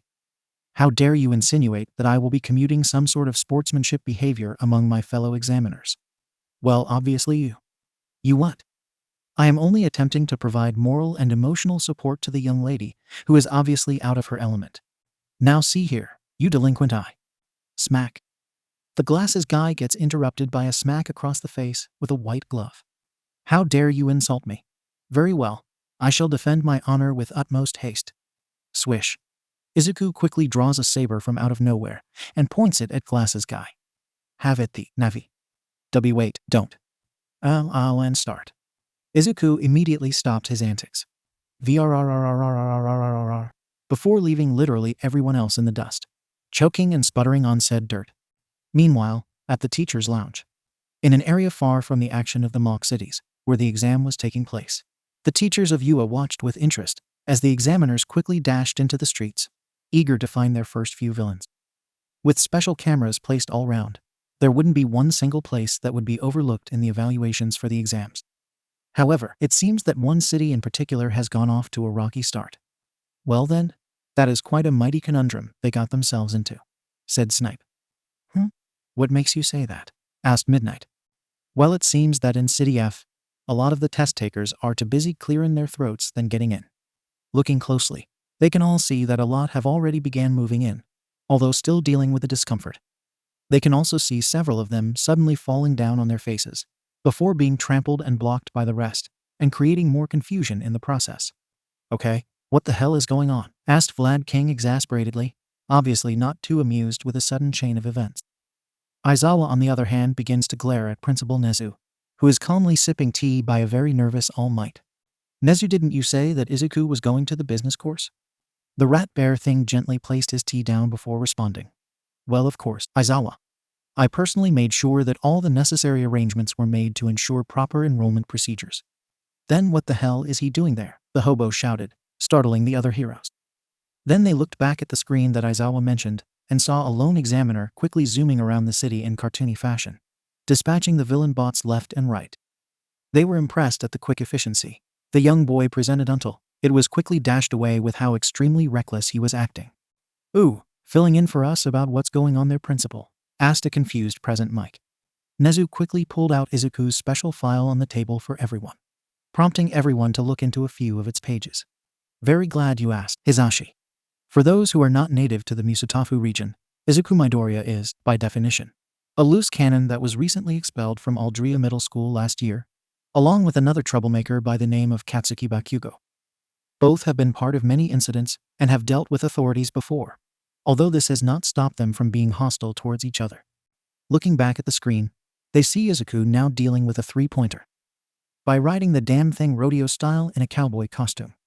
Yee hala nawa, ride 'em, clanky, yoo-hee. The three-pointer tries to buck Jesse Jackass of its back with little luck, on causing collateral damage on the area.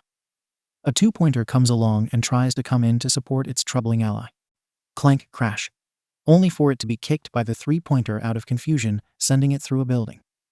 The three-pointer bucks wildly through the streets until the poor thing manages to overexert itself, now sputtering around before collapsing into a heap of scrap. Izuku jumps from the scrap heap, dusting himself off. Well then, ain't that a kick in the head? Ha ha ha! Whoosh! Izuku then quickly spun off to find another victim. The teachers sat in relative silence as they slowly moved their gaze from the screen towards the principal, who continued to drink his tea. Aizawa was not in the mood to deal with this. Okay, let me ask again. Why the hell did you allow him to take the exams? Why, it's simple really. I didn't, replied Nezu. This threw them for a loop. What? Then who did? From what I've discovered, it appears that a third party altered the forms so that Izuku would be in the hero course. This third party also made sure that there was no way that the alterations would be corrected, lest the school face some sort of cyber attack. We need to end the tests immediately. That boy could be an agent of theirs trying to infiltrate the school, cried Vlad King. Principal Nezu waved of the concerns. Now, that will not be necessary. In fact, I have already decided to welcome him into UA the moment he sent his application in. Midnight is confused by the notion. If that's the case, then why does he need to take the exams? As much as I love making men work for it, isn't it a bit excessive to make him do it anyways? I'm so very glad you asked, Kayama-sensei, replied Nezu gleefully. You see, I have kept tabs on the young man for many years, and you would be surprised at the many things he can be able to do with his quirk.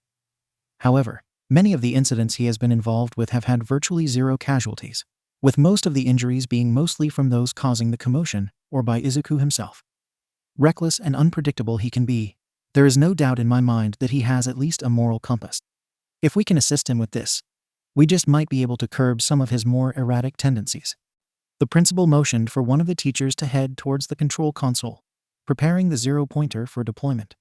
Nezu continued with his explanation. As for this mystery group, whatever they have in store for us, they need the boy for. We must make sure that he doesn't fall in the wrong crowd, and at the very least let him enjoy his school days before venturing out into the real world.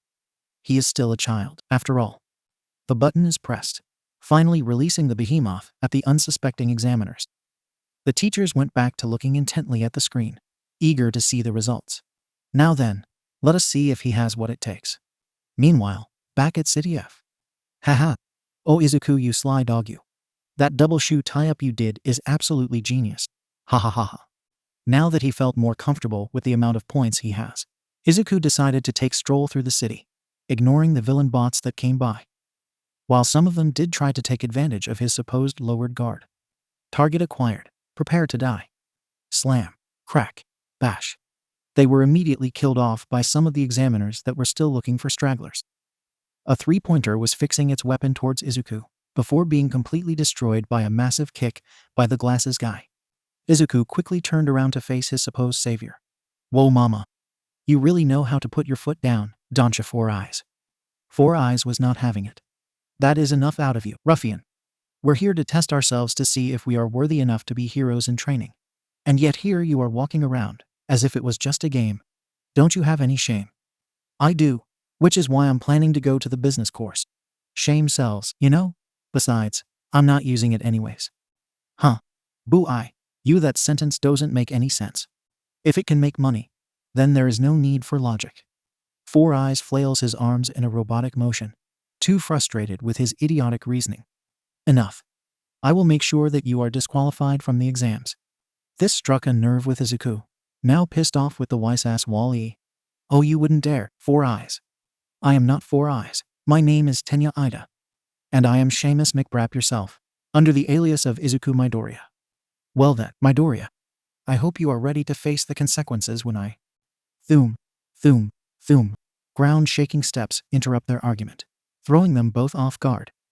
Some of the buildings that were already weakened by the previous encounters collapse under the intense movement, adding to the confusion. Soon, they begin to the other examiners running away from whatever was approaching. Boom! Suddenly, a giant robotic fist bursts through a previously untouched building closely, revealing the zero-pointer in all its unholy glory. The two boys are dumbfounded by the sheer size of this absolute unit, their argument quickly dying down for now. Izuku is the first to snap back to his senses. Well now, this looks like one hell of a boss fight, ain't it 4 eyes? Ida didn't bother to reply, already dashing away from the scene. Knowing that sticking around wouldn't do any good, Izuku started to dash away from the danger as well. Suddenly a sound was heard, making him stop in place.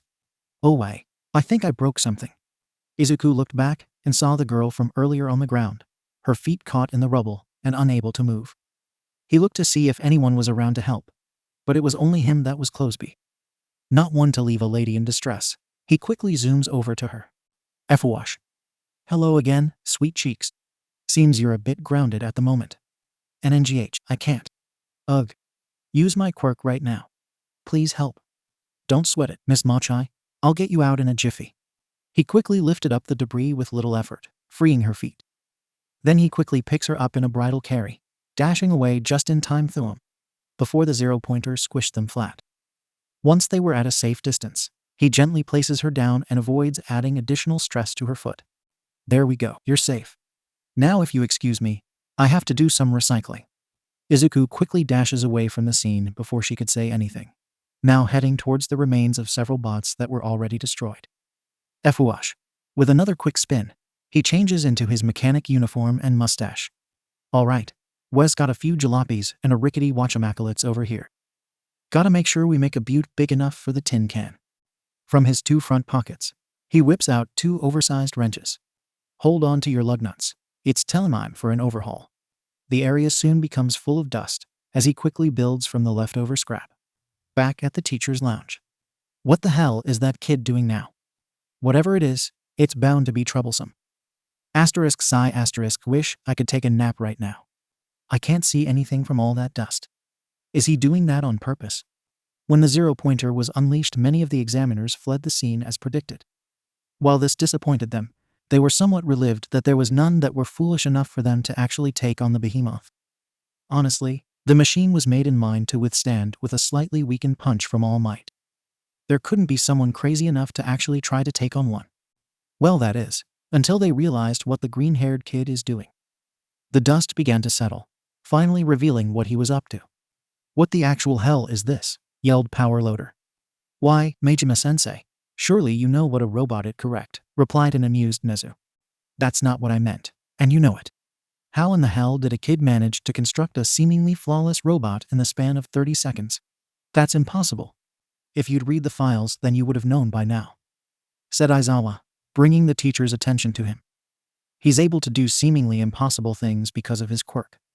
His quirk is speed, or maybe some form of heightened sense, asked 13. If that is the case, then he wouldn't have been able to do many of the things that he has done the last few years. Aizawa gestured towards the files on the desk. According to the quirk registry, it's called cartoon logic. He is able to manipulate his body and mind in a way that appears to seemingly bypass any concrete scientific laws, instead creating his own logic. Sounds like there is more to it than that. You think he's holding back? Asked Vlad King. If that's the case, I'd hate to imagine him going all out, added Power Loader. Which is why it is an excellent opportunity to have a glimpse of his abilities. I have no doubt that this boy will be resourceful, given his unorthodox ways, said Nezu. The teachers looked back towards the screen, eager to see what the kid brings to the table. Meanwhile, in City F, there are only several minutes left in the exams, pushing the examiners to their limits, as the number of bots have already dwindled to a very few number. Some have already opted out, unable to continue on, while others are rushing to get those last few kills before it ends.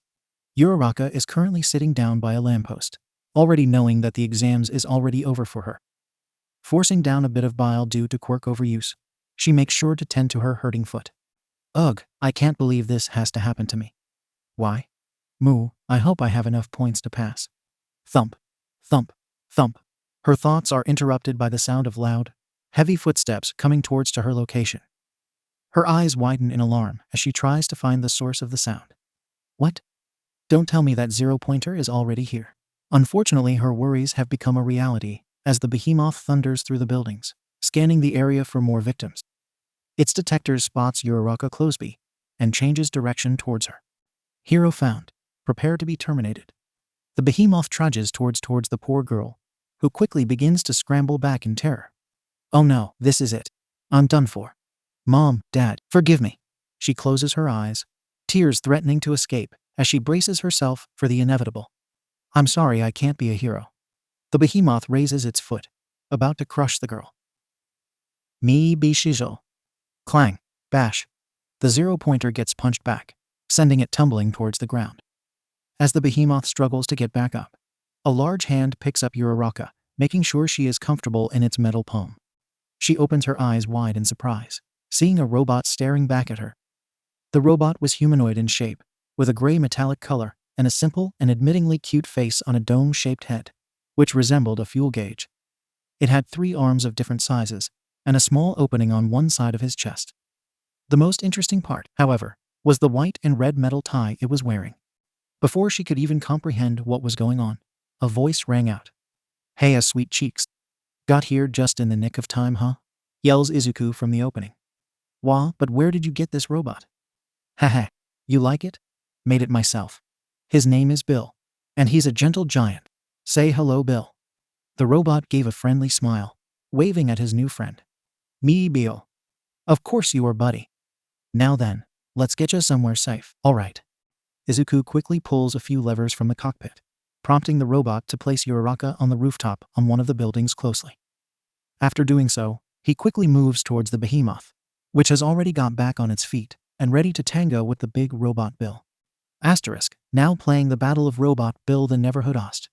The behemoth's detectors quickly lock on to Bill and ready its fists while Bill does the same. New target acquired. This town is not big enough for the both of us. Knowing the situation is about get dicey, Bill puts up his fists and initializes his mean mode. Then he provokes the behemoth by throwing the ugliest insult known to robotkind. Me Bill. First blood has already been drawn, and the behemoth is now crippled by the overwhelming feeling of inadequacy of his floppy disk. Soon, its embarrassment gives in to blind rage as the behemoth begins to race towards Bill. Seeing this, Bill quickly dodges to the left, barely missing the metal fist towards his face. Taking advantage of the opening, he quickly gives a left jab to the face, knocking the behemoth back. Now discombobulated, Bill quickly follows up with a right jab, left, left, then body blow, inching the behemoth back. The behemoth gets fed up and blocks the next incoming attack by grabbing Bill's fist.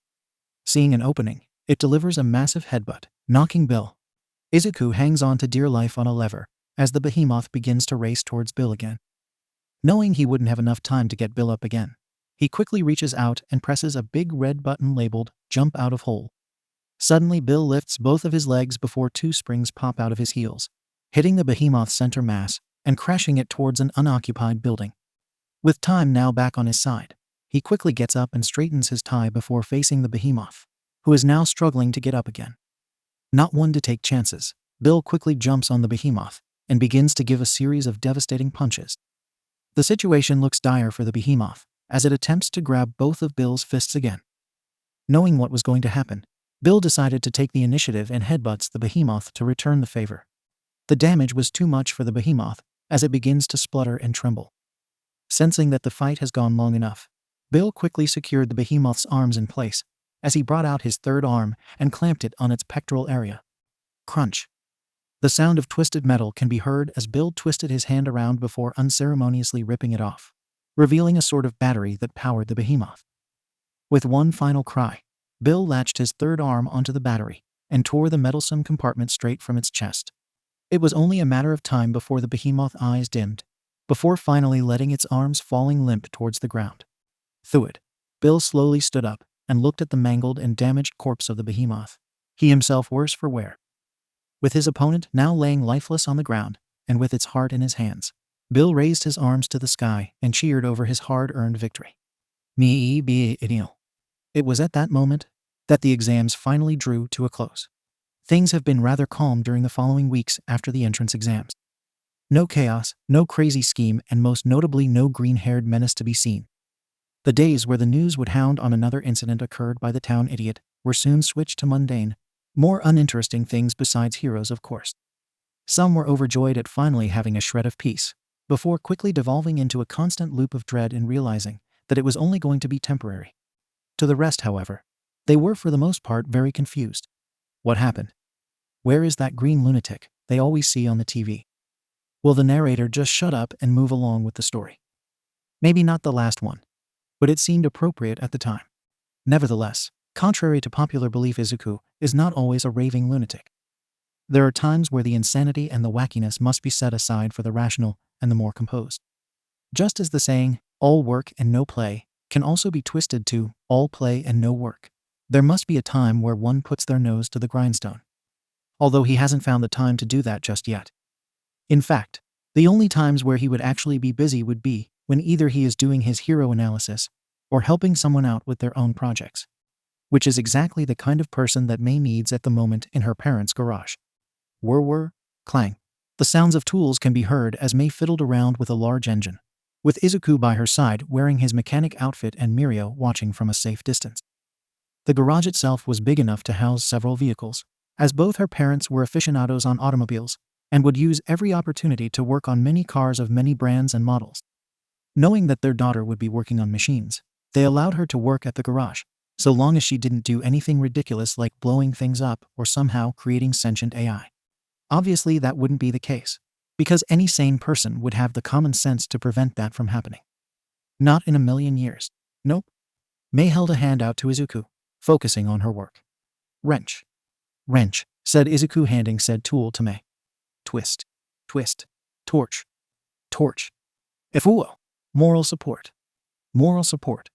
This time Izuku hands her a blueprint of a highly complex machine, filled with measurements and calculations.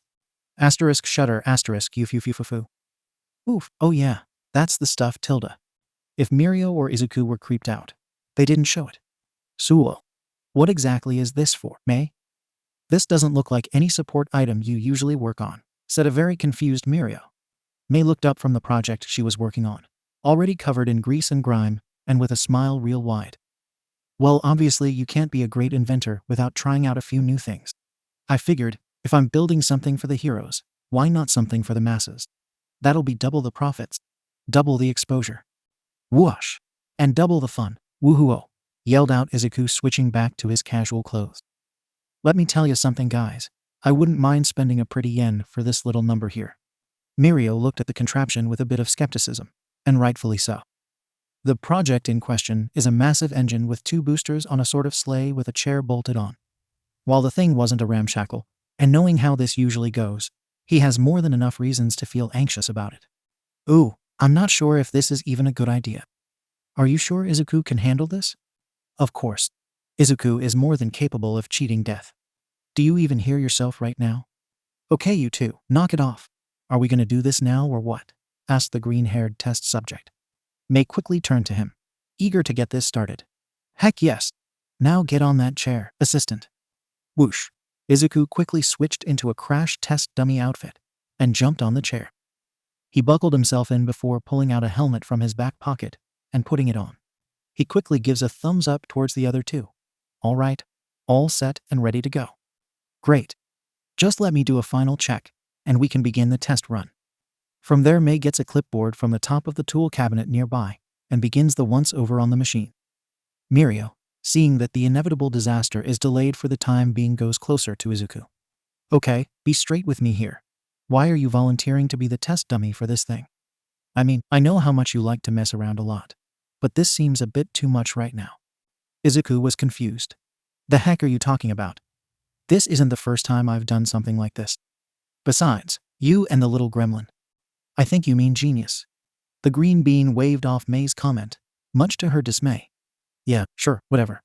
Anyways, it's not like the either of you do much to stop me anyways. True. But that's mostly because it ends with you being in such a ridiculous position that I can't help but laugh. You do have a point there. Yeah, but what I'm asking is, why are you doing this a day before school starts? Why else? We gotta make a good first impression after all. Are you really taking this thing to school? Clang. Oh, what was that for May? I told you that they are not things. They are my babies, and you shall respect them as such.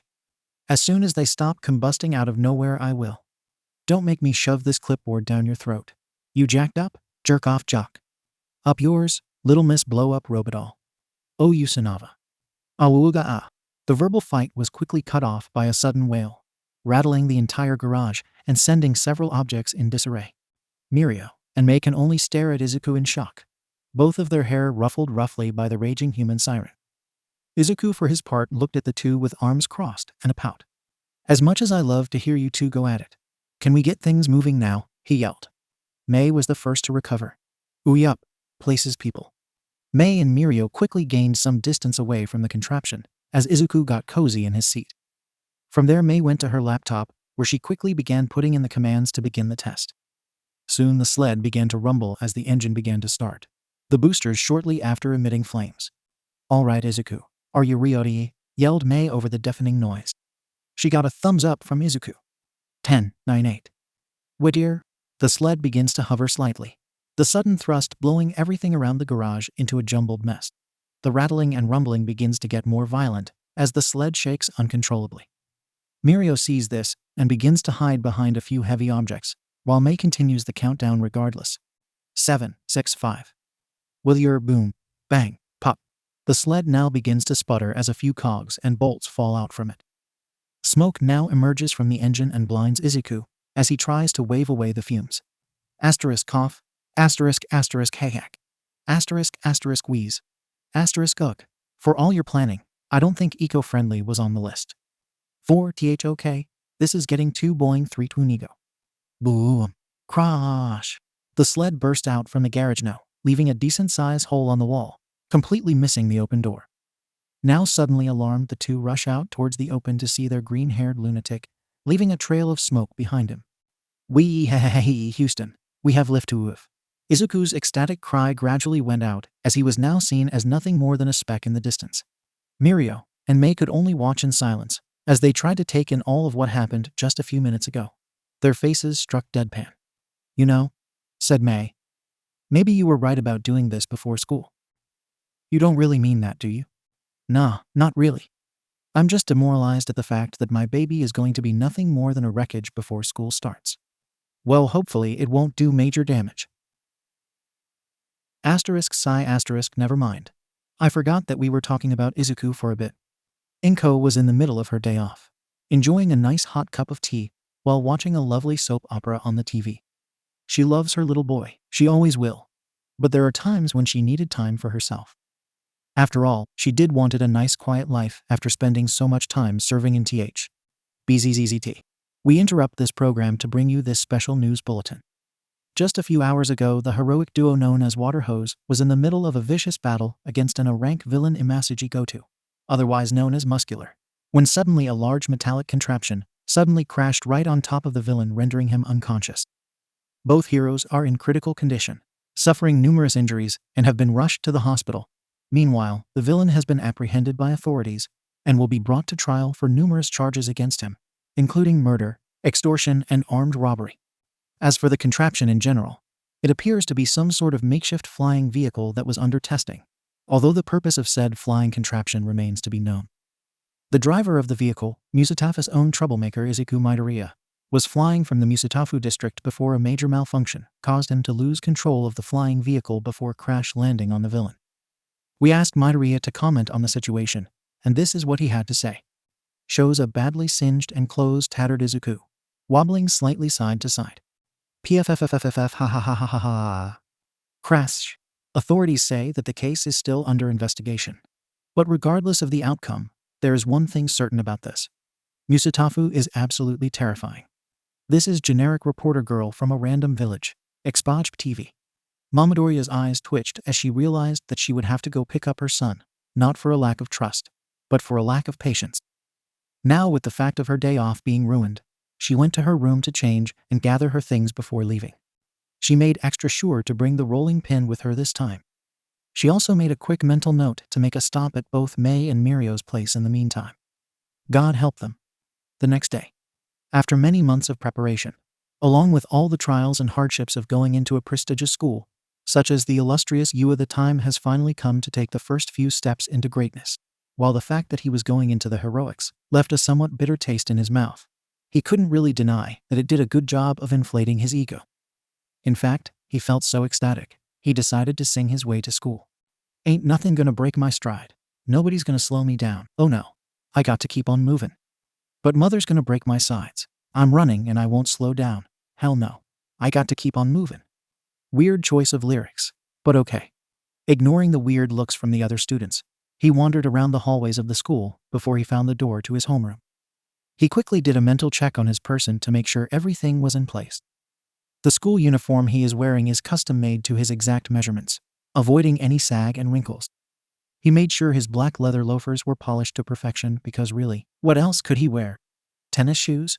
Asterisk scoff asterisk please. Running a hand through his slicked back hair, he also made sure that there was no strand out of place. Finally, he quickly did a breath check to prepare for that very rare moment of sudden lip locking. With everything in place, it's time to make the scene. Hey, showtime. Bam. His sudden entrance startles the entire class, including a certain Four Eyes and Bakego. Good morning, 1LA. Today's a fabulously sunny day. No clouds on sight, but very steamy later on in the afternoon. That's the humidity I'm talking about, among other things. He gives a flirty wink and grin to the girls he spotted in the classroom. A few blush, while others return the gesture in kind. Some of the boys weren't too thrilled about that. Take a guess on who. No rewards will be given. Others seem amused, and the rest seem uninterested in the whole ordeal. Bakugo, on the other hand. Damn it, Izuku. I told you to not show your sorry ass here, he yelled angrily. Language. We are at the illustrious U. And as students we must set an example. Fuck off, Four Eyes, before I kill you. Izuku just gives his frenemy a wide smug grin, further pissing him off. Oh come on now, old buddy, old pal. I thought you would be happy to see me here. Like hell I would be. Do you have any idea how much crap I had to put up with since your little stunt back in middle school? For your information, Blondie, you were the one who wanted to, in your words, kick my loony ass back to Toontown. I was just acting in self-defense. Self-defense. You knocked me into the fucking sky with a wooden floor that you took from the hard tile floor. Ida took a double take. Wait, what was th? Tomato, same difference. Honestly, man, I didn't think you would be the guy that likes to spit hairs that much. Ida took his chance to intervene. Excuse me, Midoriya. But I think what you meant was splitting hairs. Really? And what did I say? You said spitting hairs. Ah, well thank you, Ida, for that lovely piece of info. I'll be sure to care about it next week. He ignored his classmate's offended gasp. Now then, what was I gonna do? Whoosh. Izuku quickly slid by a certain pink-skinned girl, who after she saw the whole ordeal just sat in amused anticipation. Asterisk Johnny Bravo voice asterisk hey there Foxy Mama. You from outer space? Cause I think that he ha. You're out of this world. PFFFFT ha. Are real smooth there, dude. H ha. Okay, not the reaction I was going for, but alright. So, you got a name, Pinky? Yeah, name's Mina. Mina Ashido. Nice to meet you. Nice to meet you too, sweet cheeks. Speaking of cheeks, I wonder if she's here too. Bam. Another student bursts through the door, breathing heavily from running to class. Huff, oh god, am I late? Please tell me I'm not late. Izuku turns around and brightly smiles upon realizing who arrived. Asterisk gasp. Asterisk there you are. I was wondering when you'd show up. Oh, it's you. The crazy guy at the entrance exams. Yup, that's me. The girl bowed deeply in gratitude. I forgot to thank you for saving me during the entrance exams. I was trying to find you, but you just disappeared. Well, I'm not one to miss dinner. And if mama's not happy, ain't nobody happy. Oh, well, regardless, I still wanted to let you know how much I appreciated it. Not at all. Now then. He quickly went to her and slid his arm around, earning a small eep from Uraraka and a loud cry of surprise from the class. Damn, that guy's really going for it. So manly, said Kirishima. What the hell are you doing, huh? Think you're hot shit flirting with chicks, yelled out Minta. BZZZZT. Gah, thud. Gyro looked at the convulsing purple nurple in annoyance. Okay, I know we just got here and don't know each other, but can you please shut up? That really hurt my ears. Ignoring the minor distraction, Izuku asked, how about we ditch this classroom and head towards the infirmary? I don't mean to brag, but I'm told I can do a mean mass. FW. Gone MMPHHH, HMPH humpfman. The whole class suddenly gets up in alarm as Izuku is quickly silenced by what appears to be a scarf. That's enough out of you, Midoriya, says a very tired Aizawa, emerging from under the desk in a sleeping bag. He quickly switches his attention towards the rest of the class. As for you lot, it took you longer than 5 seconds to quiet down, even with the problem children here. How disappointing. Aizawa took out a gym uniform from his sleeping bag. I am your homeroom teacher, shouted Aizawa. And yes, that is how you say my name, and whoever says otherwise is an idiot. Damn idiotic hero clown. Ignoring the last part of that sentence, he went on. Now I want all of you to wear this uniform and head out towards the PE grounds.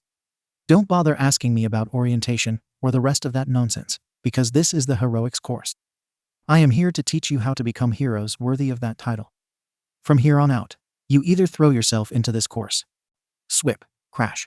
Wee hehe, Jerinamuo. Thud. I'm okay, Thinkuch. Aizawa's eyes become stern and calculating as he looked at the now pale white faces of his students. Or I will throw you out of this classroom, understood? Without even answering him, they all quickly raced out of the classroom, not wanting to be next target of his rage. Aizawa, for his part, takes a quick glance towards the now broken window before calmly walking out the classroom himself. He might be a pain in the ass, and he might also be the most annoying student I've ever had. But damn, he makes for a good stress reliever. Don't let Mamadoriya hear that. She might share her ways of relief. Later, at the UAPE grounds. After quickly changing into their uniforms, Aizawa briefly explained the basic rules of the quirk assessment test. When told that they were no longer required to hold back on their quirk usage, they became very excited. Really? Sweet? We get to use our quirks. This is going to be so much fun. Fun, you say? Muttered Aizawa. Well, damn. You shouldn't have said that, boys and girls. Okay then, how about I make it more fun? Whoever makes it last loses. No exceptions. What? But that's so unfair, cried Uraraka. Aizawa was quick to counter that statement. Oh, and you're saying that villains will play fair? How about accidents? Natural disasters? You think Mother Nature will just wait her turn till you show up? This is UA. Here is where you will truly learn the phrase plus ultra. This is where you and the rest of the hero course will struggle for the next 3 years. Aizawa then looked towards the rest of the class. Izuku, Midoriya, and Katsuki Bakugo. I want the both of you here front and center now. The two quickly stepped forward, with Bakugo begrudgingly looking at the teacher, while Izuku shot finger guns at his teacher without a care in the world. The rest of the class seemed a bit confused as to what was going on. Aizawa ignored them, focusing on the two problem children instead. Before we begin this assessment, let me remind you two that you are here in UA only because the principal deems it illogical to deny you two and let your abilities to waste. While I concede that point, let me also remind you two that you are both already on probation. What the fuck? Wow, not an hour passed and already I'm on thin ice. Must be a new record. Quiet, Midoriya. Or should I call your mother and let her know that you were expelled because you decided to be a smartass? Shutting up now. Excuse me, Aizawa-sensei, called out Uraraka. What is it? He replied. Why are they being punished on the first day? They haven't done anything wrong. Where are you from? Oh, I'm from Yokkaichi. So not from around here then. Okay. Aizawa looks over his class once again, his expression still stern. How many of you live or have been in Musutafu? In response, several students slowly raised their hands, sort of knowing where he was going with this. Okay, those that raised their hands stepped forward. Todoroki, Tokoyami, and Jiro were the ones who stepped forward. You three will explain the situation with these two after the quirk assessment. We wasted enough time as it is. Yes, Aizawa-sensei. Good. Let's begin. And so begins the quirk assessment. Again shortened to a simple yet efficient montage, as prescribed by your local shrink.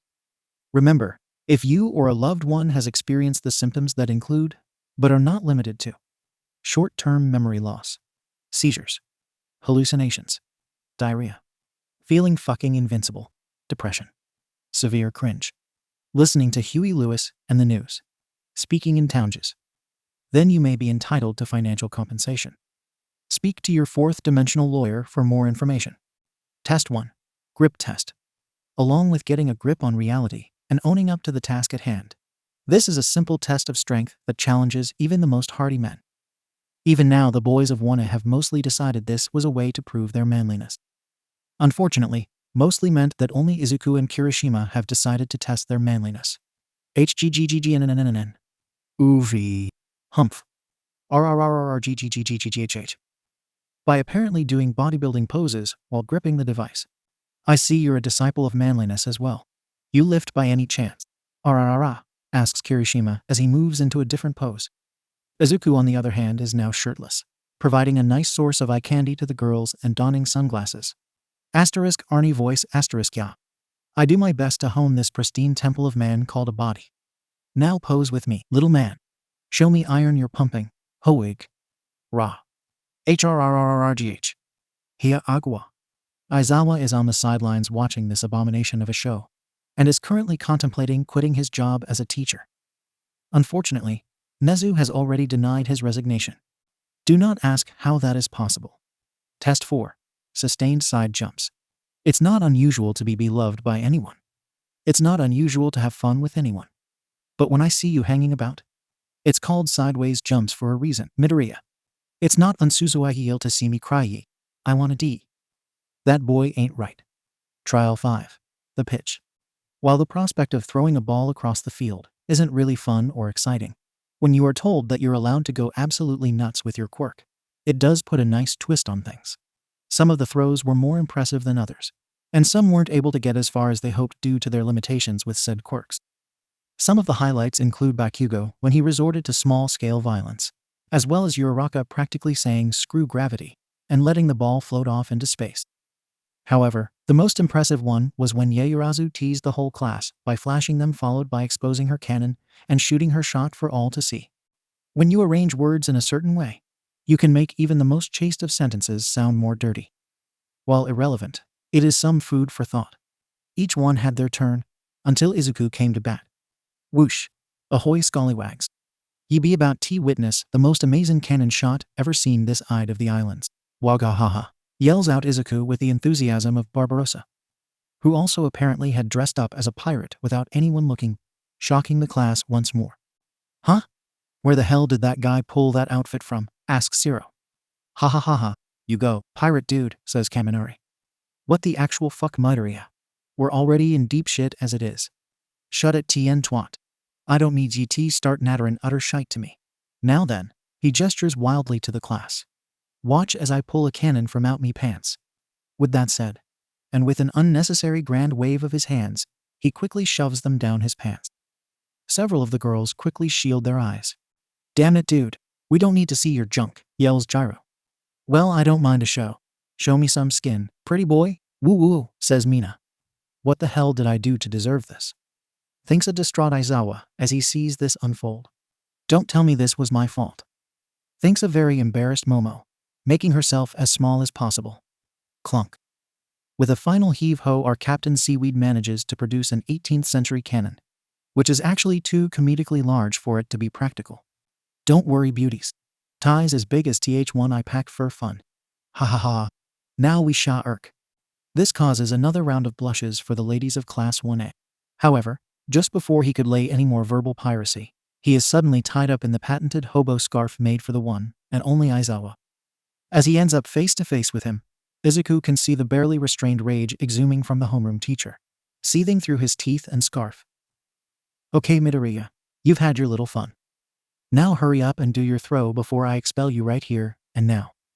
Do I make myself clear? Izuku, for his part, was not at all fazed. Not a briny problem, Captain. I have this settled faster, you can say mercantilism. Aizawa didn't even bother to respond as he threw the boy back on the field. Bash. Oh. Thankfully, the cannon was able to stop his acceleration. Whoosh. Not wanting to waste any more time on the test, however much he wanted to, he quickly changed his clothes and pulled out the softball. A little small for my taste. Let's fix that. And with a huff and a puff, he quickly blows on the softball like a balloon, making it grow and grow until it was just enough to fit snug in the cannon. Ah man, now for the coup de grace, he says as he takes out a match.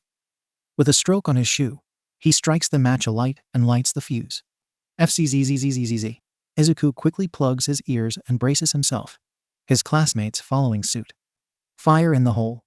The fuse gets shorter and shorter as everyone anticipates the inevitable boom. But what they didn't anticipate.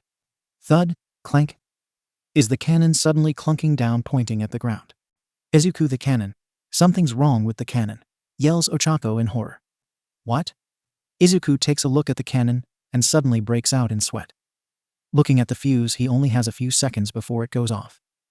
Without a word, he dashes towards the front end and tries to pick it up. RRRRGGG. We is asterisk. Rocky. Get over here and help me for Pete's sake.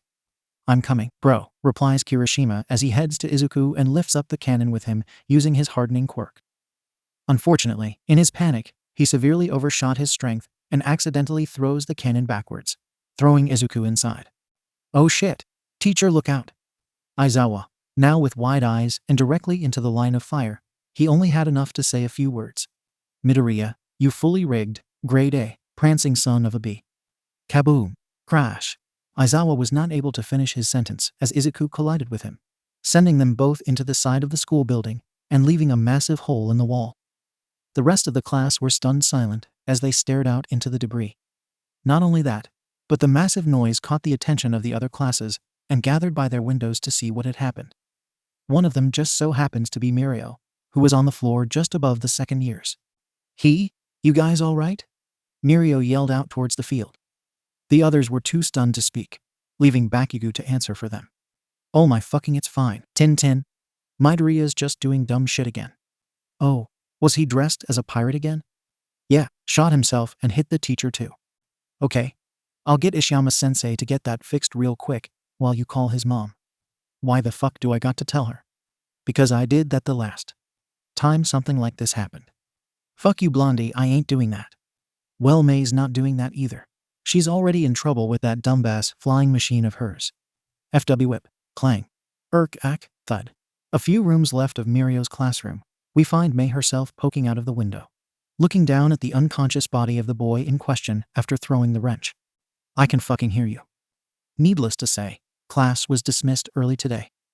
While no one was expelled, Izuku was given detention for a week and was required to clean up the mess. The sentence was extended to include May when she attempted to fix the hole using a fast-drying concrete machine, which caught on fire and caused extensive damage to the room closest to them, which so happened to be Class 1B. When he was offered a different room, their homeroom teacher graciously accepted, as he wanted to be as far away from Class 1A as humanly possible. Unfortunately, this also meant that they had to share a room with one of the general course students. As for Izuku, wait. Today was just a fluke. A snag. I promise to be good. Izuku tilde. What did I say about causing a mess tilde? To not to do it. But it was all that stripping girl's fault. She tempted me with her bosom when she wanted a cannon. Gasp. And you've been taking advantage of girls. This was not how I raised you. Seems like I have to teach you how to behave tilde. Wait, no please, I'll be good. Please, spare me. I don't want to die. Clang, thud. We find our lovable fool crumpled on the floor of the principal's office, with Midoriya putting away the frying pan back in her purse to the horror of the principal and several teachers present. I apologize for the trouble that my son has caused today, she said with an exasperated sigh. I really wished he would at least make some friends before something like this happened. As she easily picks up her son in a fireman's carry, one of the teachers finds the courage to speak to her. So Miss Midoriya, are you sure he'll be all right? I mean, that was one hell of a smack you gave him, says Yamada-sensei. Inko looks back at him, but he notices that her eyes are more distant. Of course. No matter what happens to him, he always manages to get back up again. I really don't like doing this, but there was only so much that scolding could do, and I don't want others to think of him as a menace. But surely there must be a different way of doing this. This seems a bit unhealthy, says Kayama-sensei. Well, unless you have a psychiatrist with the patience of Buddha, then unfortunately, this is all that I can do. I love my son, really I do, but I don't know how much more I can take this. Excuse me. With those final words, she quietly leaves the office and makes her way out, ignoring the bizarre stares she gets from the other students. Her thoughts become more vivid as she walks through the hallways. I don't know how much more I can take of this. I thought after leaving behind the group things would be more better for me, but all it does is make me remember why I joined in the first place. Her face becomes more strained as she struggles to keep her composure, not wanting to accidentally snap her son in two. It wouldn't matter anyways. It's not like it actually hurts him. Nothing does. All he does is say no to damage. Ugh, I wish I had that power instead. There is so much I can do with it. As she reaches her vehicle, she gently places Izuku in the back seat, buckling him in. Then she makes her way to the driver's seat, still lost in thought. I shouldn't think like that. Izuku is more than capable of taking care of himself. He can always fight on and not break a sweat. But I'm not sure if he can keep himself in check. Don't worry, Izuku. I'll make sure you don't get to that point. I'll make sure you stay as my sweet young boy. She grips her steering wheel tightly, staying focused on the road. Let me do it instead. I can do it. Let me take the brunt of it. Let me get rid of them for you. She doesn't even notice how her face begins to break out in a very wide grin. Besides, I enjoyed my job while it lasted. Purge the weak. Become the hunter. We have an intruder. Take her down before she discovers our operation. Show them no mercy. Relish in their pain and suffering. A hail of bullets and more than a dozen quirks released in quick succession, ready to finish off the unknown threat. One by one, they are cut down by swift, calculating and unrelenting strikes. What the hell? Come on, you idiots. We need to take her down before. A goon's ranting quickly becomes a gargled mess, as his throat becomes no more than a gaping hole, its contents bursting out around the hard concrete floor. Not unlike the others, each one of their worthless lives are extinguished in the same manner. Either by quirk, weapon, or by her own hands, she makes sure that each kill was confirmed. Bask in the chaos of carnage and slaughter of those who dare take advantage. With each passing moment, the morale of the scummy, law-breaking worms wanes, their confidence turning into shock. Their shock into fear. Fear. Into unrelenting dread. Fuck this. Man, I ain't willing to die for this shit. We need to get out of here. Boss, we need to get out of here. We need to escape before SH. That was as far as another goon would say his words before a large blade pierces through the door of the boss's office, as the blade also pierces through the man's heart. The boss and the other two lackeys barely had time to register what had occurred before the blade suddenly retracts back in, letting the body drop. This was followed by a massive kick that ripped the door off its hinges. The boss lunges himself out the way. Irk. One of the lackeys were unfortunate enough to stand in between the door and the table, as the sheer force of the impact broke his spine in two before collapsing. The other rushes in to intercept, but before he can even lay a hand on her, she quickly headbutts him. The lackey is knocked back in a daze, failing to register the blade that soon relieved his head from his body. If I am to be a monster, then I shall be a monster that preys on the wicked. The boss, now a quivering mess, begins to move away from the person who dispatched many of his men with ease. A green-haired woman, her clothes bathed with the blood of her enemies, gaze on him with dilated, hardened eyes. Her smile, however. Please, I give you anything. You want money? Power? I can give it to you. Her smile widens, if that's even possible. Anything?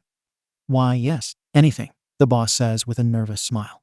His smile quickly fades as she raises her blade with malicious intent. Then give me your best screams. Nuo. Beep beep, beep beep, zzzzzzsnrk hawa. Inko's dream quickly becomes interrupted with the blaring sound of the alarm clock. As she tries to get her bearings, she looks at her clock, showing that it was already 6:30 in the morning. Ugly is it, when I get a good dream going, I wake up, I swear. Wearing only a tank top and panties, she quickly untangles herself from her bedsheets before sitting up on her bed, the alarm clock still blaring. Beep beep, beep beep. Inko quickly slams her fist on the clock to stop the noise, only to find that she accidentally bashed her clock beyond repair. That and her nightstand has now split in two. Ugh, damn it. That was 14,000 yen I just wasted. Of all the rotten luck. With her morning already going to a rocky start, she begrudgingly heads towards the closet to get her clothes. Afterwards, she shuffles out of her room into the bathroom to take a bath. If it is not noticeable already, it should be noted that Inko Midoriya is, in fact, not a morning person. However, she does enjoy the relative quiet of the little time she has before her son wakes up. She really loves her son more than anything, but it's also nice to have some time for yourself once in a while. Which is why she takes a bit longer than usual to clean herself up, making sure to take extra care of her body. In one spot in particular, that is her scar where the lower abdomen is, she makes sure to scrub carefully there. That was when I gave birth you, my little Izuku. With the birth of her son, she never thought there would be another moment where she would be filled with joy. While it wasn't something that she initially wanted, it felt good to be mother. It felt good to love someone and to care for them. She also realized that it felt even better to protect what was hers. And I will make sure nothing happens to him. With that final thought, she finished up her bath. There was still some time before she had to leave, so she made sure to make some breakfast for Izuku before she left for work. Me Izuku tilde. Time for breakfast tilde. She hears a loud crashing noise from his room, announcing his presence. I'm up. I'd like those eggs scrambled like always. Inko let out a small giggle at her son's antics. He never fails to make her smile. Sure thing, honey. Just make sure to take a bath first before you eat, okay? "'Kay, Mom." From morning till night, the Midoriyas are always without a dull moment. When one is studying at a prestigious hero school such as UA, one would normally expect to receive heroics training as soon as possible. While that sounds like a doozy and a half, it is also highly unrealistic. When you go to school, do you take gym before math or science? Of course not. Which is why it is very important to know that while you can learn to fight villains, you would also have to learn how to read between the lines of a 250-page lawsuit against a landlord for destruction of property. What? You think that everything gets fixed up with some sort of quirk? Maybe, but then the one doing it will demand to get paid. That means that math is now involved. This is the type of example that the Japanese government comes up with in order to explain why students should waste half their day learning all the essential subjects. Fortunately, with the power of fanfic bullshittery, we can quickly skim past that and move towards lunchtime, where we find our lovable green idiot chowing down on another mountain of food courtesy of the hero lunch rush, along with May, who is currently using her screwdriver as a utensil. Asterisk nom nom nom asterisk May asterisk munch asterisk at first, I thought the food was going to be nothing more than asterisk burra. Asterisk slop on a tray, but asterisk crunch. Asterisk that lunch rush hero really knows what he's doing. I know, asterisk munch. The last time I had something this good asterisk hick. Asterisk was when I was at your place. Your mom makes a really great katsudon. While they both continue with their conversation and meal, the rest of one as well as a good chunk of the other classes remain baffled on the amount of food and utter lack of manners. Geez, I get that lunch rush makes great food. But do they really need to pig out like that, wonders Gyro. With how much and how fast they are eating, I would be surprised if they weren't somehow related to fat gum, says Momo, feeling a bit inadequate for some reason. Maybe their quirks have to do with it. I know some people that have quirks that require a lot of energy just to maintain it asterisk ribbit asterisk, says Tsu. I guess. But that still doesn't excuse them for not bothering with table manners. Suddenly, a loud voice startles the class as they quickly look over to May pointing her greasy screwdriver at them. Hey, table manners are nothing more than a hindrance to my goals. Food is only fuel, and sleep is only maintenance for the mind. I will not be dragged down by cheap, insignificant social dogma. What the hell does any of that mean? Izuku looks out from his still large pile of food, his face equivalent to that of a puffed-up chipmunk. Quickly, he swallows his food before responding with a wide smile. What my partner in crime is trying to say, B-Pods, is that she doesn't care and to deal with it. Trust me, you're not the first to try it. Okay then. But was there really any need to be so loud about it? You're causing a scene asterisk ribbit asterisk, says Tsu. Hey, she's just being passionate about it. I for one love her enthusiasm. Some of his classmates did not like that response, especially a certain rule-abiding 4 eyes. Being passionate. If anything, she's being disrespectful. As students of UA, we must uphold the standards and expectations that our predecessors set before us. All you are doing is making a mockery of this great educational institution. Izuku's eyes widen in response before looking back at May. Wow, not even the end of the month and already rubbing people the wrong way. I think I'm starting to like this place already. Well, please don't get yourself expelled anytime soon, okay? I still need to have my guinea pig around for my experiments. Yeah, don't get your overalls in a twist, okay, Scope Eyes? Ida was horrified to say the least. Experiments? Are you really willing to put one of your classmates and close friend in harm's way in the way of progress? Of course. I already got his permission, so don't worry about it. Says May. Also, since we're on the same page here. May got up and went to sit right next to Ada, who slightly leaned back with some apprehension. May positioned herself so that she would face him, head propped up by arm, while looking at him with a deep stare and a lofty smirk on her face. Is there something you need, Hatsune? Asks Ida, feeling a bit intimidated. The others at the table seemed to be confused as to what was going on. Izuku, being the helpful idiot, decides to finish May's half of the food. May, to her credit, ignores it and hums in amusement. Just wondering about something here. You're related to that Igenium guy, right? Why, yes. I am his younger brother, but how did? So that means that you both have similar quirks, right? That's correct. Except it's on my legs. But what does that have to do with? And what you have are engines on your legs, right? Yes, but everyone was suddenly caught off guard as she then leaned into him, latching onto his arm and pressing her figure against him. Ida, for his part, found her boldness too much for comfort as he stiffened up in surprise. However, it was nothing compared to what she said next. Then how about we both head to the workshop, big guy? I can put those legs to work while make some babies together. Then the place just absolutely exploded. Like Holy Mother of God. Even the author himself did not see this coming. What? Ribbit. Oh my goodness, how scandalous. What in the actual fuck did I just hear? PFFF ha ha ha. May you absolute mad woman, you are bold, kudos. Now being absolutely overwhelmed by a sea of emotions, Ida decided that it was time to reboot the pirated Windows 95 software he calls a brain thud, and slumped over the table into unconsciousness. It was then and there when they realized that the friend of their unhinged classmate was, in fact, a technophile. From now on, every visit made to the workshop will forever haunt Ida, as he would now be subjected to endless jokes about May giving him a tune-up job. It was made worse when May soon called him Quickie every time they met together. And Izuku will forever deny that he suggested the name to her till the end of time. Overall, a good start to the new school life. When Inko first got a call from the principal a while back, she was only slightly worried. She knew how much trouble her son would be to those who haven't known him for long. In fact, she absolutely expected him to receive some sort of disciplinary action during the first month of school. However, she knew that nothing bad would happen. Unlike the spineless and utterly incompetent staff, she had to keep herself from doing any bodily harm to an Aldera. The staff in UA were utmost professionals. While not perfect as they were heroes before they became educators, they knew the concept of nurturing and teaching the future generation as is their duty, and would not shy away in helping students in need. Those in Aldera, on the other hand, already have their names and personal information stored away in a black notebook hidden in her room.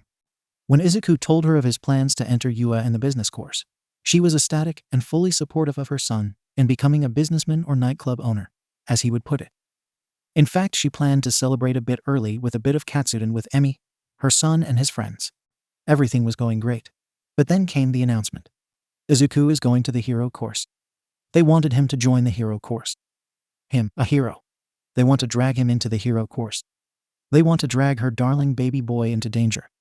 They want her son to suffer at the hands of filthy, disgusting, worthless pieces of trash that plagues this godforsaken world that deserve nothing less than cruel and excruciating. Obviously, this was not said out loud, with only a much lighter cry of surprise directed at Emi for not telling her sooner. This had greatly given her no small amount of stress, and had to keep herself from actively trying to murder some random thug off the streets. It wasn't until the incident during the exams when she voiced her displeasure of her son being in the hero course. Unfortunately, it seemed that she let out a bit too much of killing intent, because the teachers suddenly became more guarded than they expected.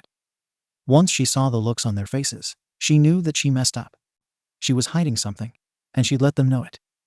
Thankfully, it was clear in their mind they shouldn't try to find out what she was hiding. Everyone knew it. Apparently, everyone knew except the principal.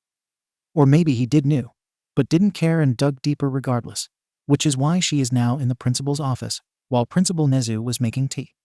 I would like to thank you, Mrs. Midoriya, for taking the time out of your busy day to speak to me. I would have contacted you earlier before the semester began, but there were a few pressing issues that needed to be addressed beforehand, said Nezu. I understand, Principal. It must seem a lot to take care of so many students, especially when they are just getting to that age where they need to think more of their future. Although when you called me to let me know about what had happened with Izuku, I can't help but feel a bit apprehensive about what exactly they are learning for their future, replied Inko. Haha. I can assure you that while we do provide self-defense, as well as other offensive lessons for heroism, we do not condone any needless violence, nor do we encourage it. Glad to hear it. Now then, what was it you wanted to speak to me about exactly? Well, as you may have already noticed, there was a discrepancy when it came to your son's enrollment. When the application came to my office, I had full intention of having him enroll into the business course, regardless of potential. However, the smile on Nezu's face was gone, now frowning in concern. It appears that something or someone decided to alter the forms so that he would enroll in heroics. What? Slam. Inko slammed her fists onto the table, leaving a small crack down the middle. her face contorted into barely concealed rage as she forced herself to keep her composure. She took deep breaths, letting the raging fire simmer until it was just as small as that of a candle. Nezu, to his credit, kept quiet, letting her cool off while he sipped his tea. After a few minutes, she took one last exhale before continuing the conversation. I'm sorry for my outburst, Mr. Principal. I didn't mean to explode like that. It's not your fault, says Inko. I'm afraid I also have to share part of the blame, Mrs. Midoriya. Whoever made the changes were able to bypass our security system, and were able to leave no trace whatsoever. We have been careless, and now I have to deal with the fact that one of our students may be in danger because of it. Still, I'm sure that you are able to provide protection regardless of the security breach. This is a hero school after all, so I doubt that they would attempt any attack with that many pro-heroes in one place. That is certainly a deterrent. I will concede on that. However, this presents another problem. Inko was confused. And what would that be? When the changes were made, this coincided with a large influx of applications that turned out to be either poorly made or downright fraudulent. This caused the enrollment process to slow down because we had to weed out the fake from the genuine. At first I believed that this was just to distract the staff while the changes were made. But then I realized that there might have been another motive for doing so. Wow, I would have been crying in exasperation in doing all that paperwork, thought Inko. Trying to skim hundreds, even thousands of forms, would be exhausting. It's almost as if, her eyes widened as she came to a realization. It's as if they're finding a needle in a haystack. Precisely, said Nezu. It appears that the purpose of that stunt was to install a few spies in our network, and therefore leak information to whoever they work for. And you're saying that you can't guarantee that they would be protected, because there is a chance that it might be one of the students. Not just students, but the staff as well. While we are able to prevent any spies to be in the faculty as staff, the same cannot be said of the students. Furthermore, there is also the possibility that they would learn about both the students and the teachers themselves. This means that in the case that UA does get attacked, they have the initiative. It might not mean much, but it may also mean the difference between life and death. Inko threw her hands up in exasperation. Okay then. There are spies, UA, my son is in danger, and there is nothing we can do about it without them wising up and taking drastic measures. Does that sum everything up? Nezu didn't react, taking the sarcasm in stride. Yes, that does about sums it all up quite nicely. However, there is a solution that we can pursue for the time being. This is where you come in. Inko was caught off guard with this statement, giving Nezu a confused look. Excuse me. I don't mean to disrespect you or anything, but I don't see where this has to do with me apart from my son's situation. On the contrary, I believe that you may be of great help to us, Green Emerald. Inko almost felt her heart stop. She cannot believe what she just heard from the damn rat. What the hell did you just call me? She growled. Please do not misunderstand, ma'am. I am not here to detain you or to interrogate you. I only need your help. He was barely able to finish his sentence when suddenly his small form was snatched up by Inko, her hand wrapped tightly around his neck, cutting of circulation. Her rage returned twofold, her speech filtered through clenched teeth. And what kind of help do you want from someone like me? If you knew as much as you think you do, then you know that I don't take orders from anyone. I also don't appreciate how you think that you've got me by the proverbial balls by knowing who I am. Give me one good reason why I shouldn't just put you down like a rodent along with these so-called heroes you got under you. Nezu squirmed from her grip, struggling to make a sound as he puts his paws on her hand to alleviate some of the pain. B because *hack.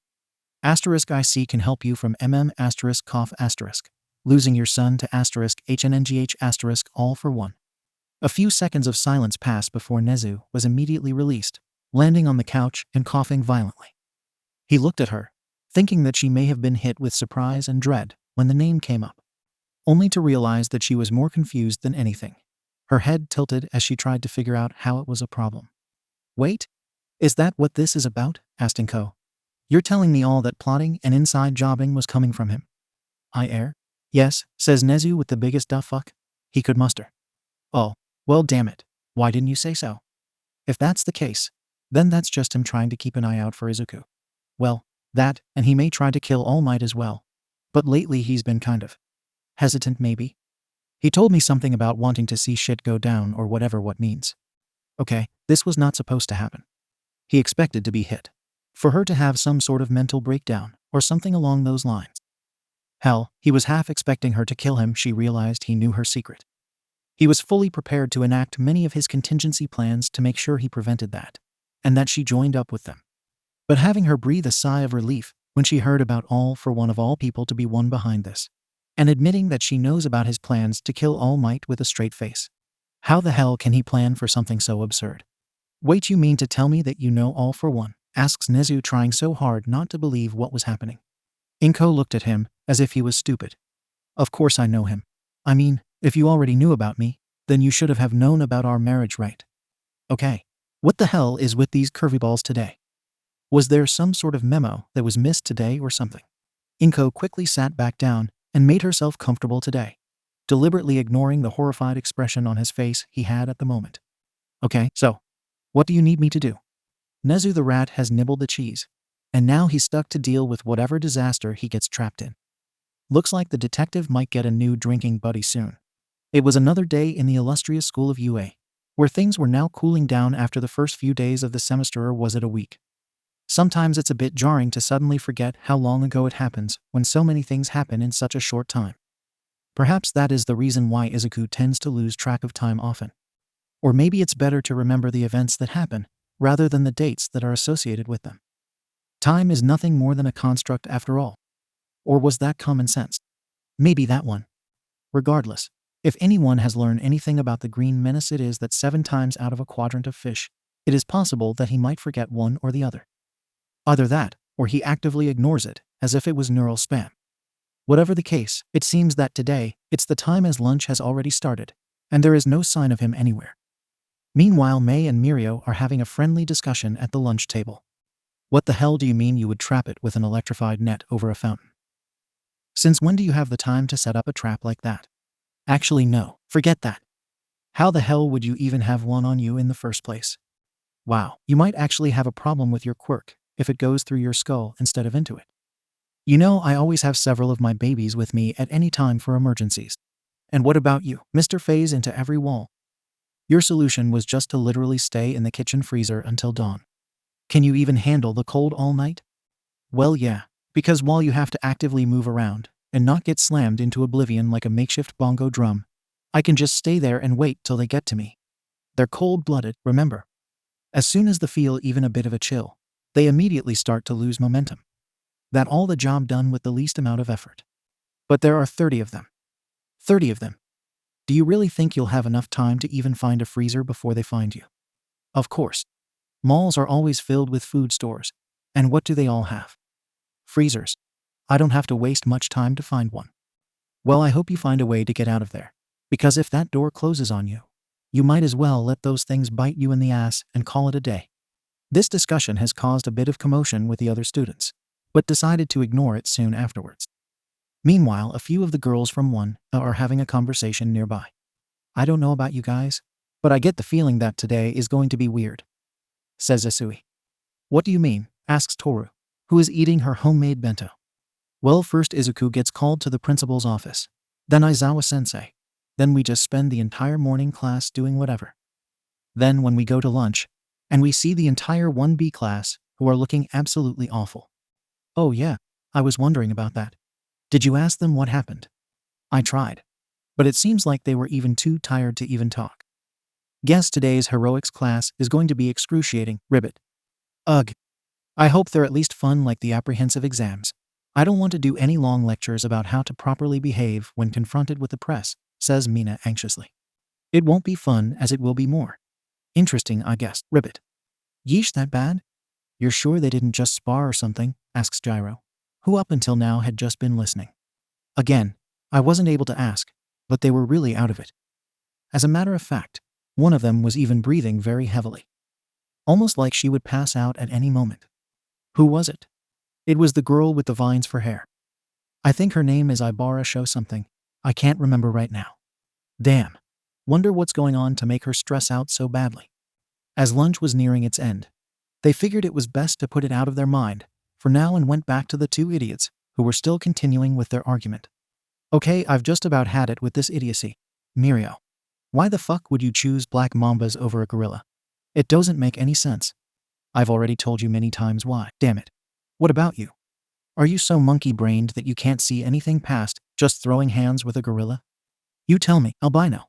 How about you put them opposable thumbs to use right fucking now? My quirk is not even monkey-related. You fucking toaster licker. For a smart gremlin, you're acting a little smooth-brained right now. Oh really? Why don't you take a look then? May quickly gets up and headbutts him on the nose, before diving from across the table. The last 5 minutes were then spent on the girls trying to pry the two off each other, until a faculty member ended the fight and dragged them to the principal's office. They would both have detention for a week, doing worksheets. Meanwhile, in one of the school bathrooms, lunch period is always the best time to rest up and refresh before continuing the school day, as many students meet up and have a chat or eat in relative peace. However, for Ibara Shiozaki, it is only the few times apart from being at home where she could fully give thanks to her Lord and Savior. Occupying one of the stalls in the girls' restroom, Ibara uttered her utmost thanks and worship to whom she dedicated her whole life and being to. Born into a religious family, she was quick to join many others of her congregation. Like a fish to water, she became involved in the many ceremonies and activities of the church, by which she soon gained the respect of many of her Lord's flock. While this sense of accomplishment and pride overtook her in a way she could not describe, it was not the reason why she continued her due diligence. Not because it would give her prominence, but because she would soon be involved in her Lord's great plan. A plan to lay the foundation of which his divine being would build his new world order. A new world, where his children would roam in a life of complete freedom and fulfillment, where they can spend the rest of their days living the life in his example. A new world where mayhem, chaos, and the law of entropy would soon reign supreme over the folly of stagnation and order. A new world, with her at the forefront of its creation, where she would bring the vessel of Loki to their temple and prepare for his arrival. When she was told by the high priestess that she would take on this daunting task, her heart soared with righteous vigor. Oh, how wonderful to be given such a monumental task. Oh, what joy. To think that she would be one to bear the responsibility. Blam. She bursts out of the stalls and almost trips towards the sink. Her hands clenched harshly on the bathroom counter, trying in vain to control herself. Oh, but she was overwhelmed. Too happy. Too excited. So full of emotions that she just might. She just might. Blee Eric. Now there's vomit on her blouse already. Mom's spaghetti. While she was busy clearing her stomach of any leftovers of her lunch, she failed to hear someone else walk into the bathroom. All right, why do I hear coughing? You better not be smoking unless I get a huh. Oh shit, exclaimed Inko as she quickly rushes over to Ibara, handing her a handkerchief. Asterisk cough cough. Thank burp. Thank you Midoriya-sensei. No problem, sweetie. Was today's hero training a bit much for you? I can adjust the regimen a bit if you have any issues. No, I must have, eaten something bad during lunch, yeah. Really? I thought Lunch Rush was supposed to be a good cook. You sure that was it? Asked Inko a bit skeptically. Shit. Well, I brought a homemade bento today. Made it myself too. Must have, gotten the wrong ingredients or something. Please believe it. Please believe it. Please believe it. Asterisk sigh asterisk. Well, either way, please head on over to the infirmary and let recovery girl know. Don't worry about class either. I'll let your teacher know. Yes, I'll be on my way now. Thank you, ma'am. Ibara quickly rushed out of the bathroom, her face red of embarrassment. Inko proceeded to freshen up at the sink, trying really hard not to look at the vomit next to her. That poor girl. Must have gotten cold feet during the exercise. When Inko was offered the job at UA, she was at first very suspicious about the whole thing, since the principal knew more than he let on in regards to her identity. Even when he revealed the fact to her, she wanted nothing more than to personally snap his snout shut permanently. Then she realized that it would have been a bad thing to kill the principal of a hero school within the vicinity of some of the most experienced heroes in all of Japan. Still, she had to make sure that she was still under control. That is until she was told that her husband was the one that was snooping around. While she loves him dearly with all her heart, she sometimes has to wonder how he comes up with the most idiotic ideas. Flooding their emails with applications. Getting a doctor to recreate Frankenstein's monster with a quirk. Abducting a fucking kid to be his supposed successor. Okay, that last one might be for the best. When he told her about what was going on with the kid's family, she was absolutely appalled. Good God, how bad is it that a kid is actually more comfortable with a high-rank villain than with his own flesh and blood? It's a good thing they decided to unofficially adopt the kid. It would be nice to have everyone live under the same apartment. But with Hisashi Aka all for one traveling most of the time, and Tamiro wanting to continue the legacy, they had to settle with seeing each other only a few weeks at best. Thankfully, they make the most out of it when they visit. Speaking of visiting, it appears that the visit this morning actually bore some fruit, as she was happy to see that her son was no longer with 1A. More or less, that is. You see, while it is possible to transfer him to the business course, it would have to be until the next semester, meaning that he would have to stay within the hero course till then. Inko demanded that he doesn't, threatening to take him out of the school altogether. It wasn't that part that was threatening, but the fact at how All for One would react if Nezu didn't give in to her demands. Instead, they made a compromise. Izuku would still attend with 1A, but as a teacher's aide for heroics. And since Inko herself is a teacher, she gets to decide how to teach. Namely, just taking the leash off and letting him go to town and/or fighting them herself. Is it cheap? Yes. Would this be considered a grossly abuse of power? Definitely. Will they learn something from this? They will if she has to beat every lesson into them. As a matter of fact, it is now 1A's turn to receive a lesson. After finishing up at the sink, she quickly calls for a janitor before heading out to her classroom. Bam!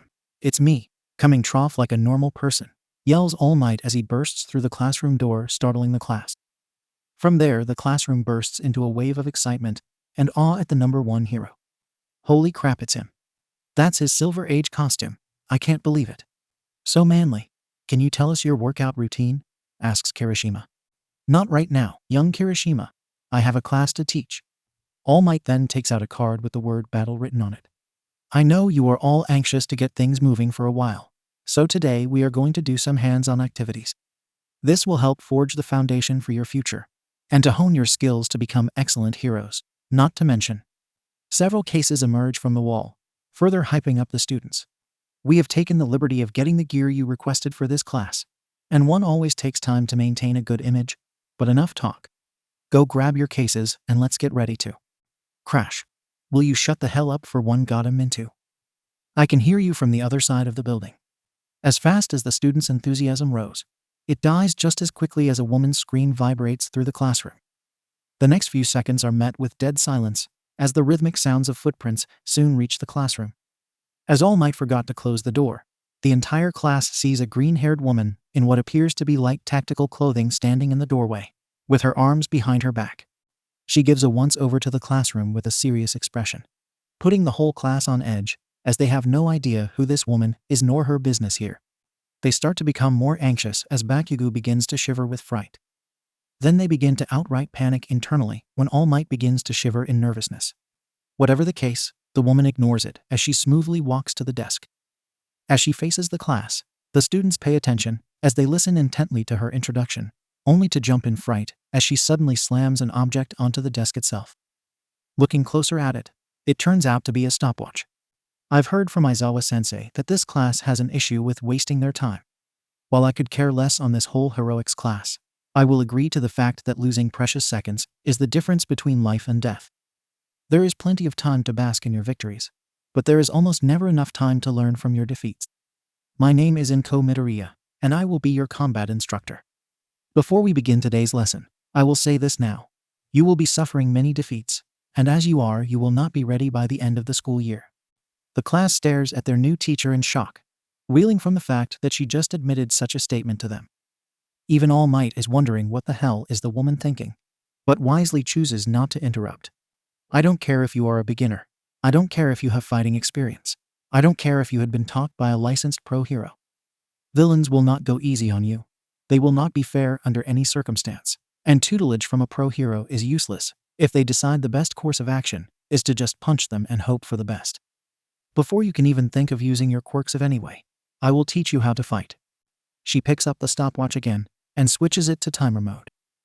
When we get to Gym Gamma, you will all have 15 minutes to get yourselves dressed and ready to go.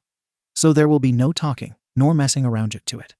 The class immediately picks up their cases and bolt out the door, making sure not to make her any more angry than what she appears to be.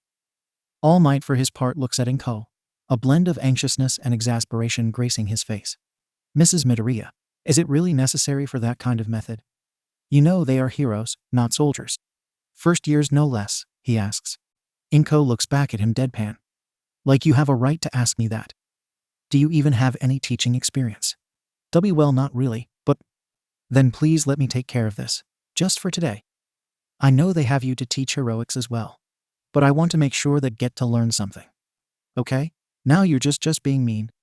Just because I have no teaching experience doesn't mean that I don't have anything to teach them. Yes. But they just barely starting to get to the nitty-gritty of things. And I want to make sure that I know what I'm dealing with before anything else. What was wrong with my teaching plan for today then? That's exactly what I was going for. Putting children into a cheesy hero-villain scenario with them beating the crap out of each other for several minutes does not count for a good idea, All Might. Neither does having you systematically doing the same to them. Yes, it does, and you want to know why. Inko asks as she makes her way towards the door. She looks back with a very wide grin. Because before they can learn how to win, I have to teach them what it means to lose. She replies before heading out to ground beta. All Might could only sigh in defeat as he trudges alongside her. He knows how she can keep Izuku in check, but he can't help but feel sorry for the students. The only thing he can hope for at this point is to make sure she doesn't go overboard, which he'll probably fail at soon, if her temper is anything to go by. The entire class of 1A are currently waiting in Gym Gamma, all dressed in their costumes in idle conversations until their teacher arrived. Even then, the atmosphere is more tense due to their first impression with Mrs. Midoriya. Few in particular are still anxious about what the lesson will be about, given the teacher's short speech. Man, Midoriya-sensei really is terrifying, isn't she? Asked Zero. She is. She might be a gorgeous woman, but that look. I thought I was going to get a heart attack, replied Kaminari. Gentlemen. Both of them looked at Ida. We are not here to ogle the female teachers here. We are here to learn from them.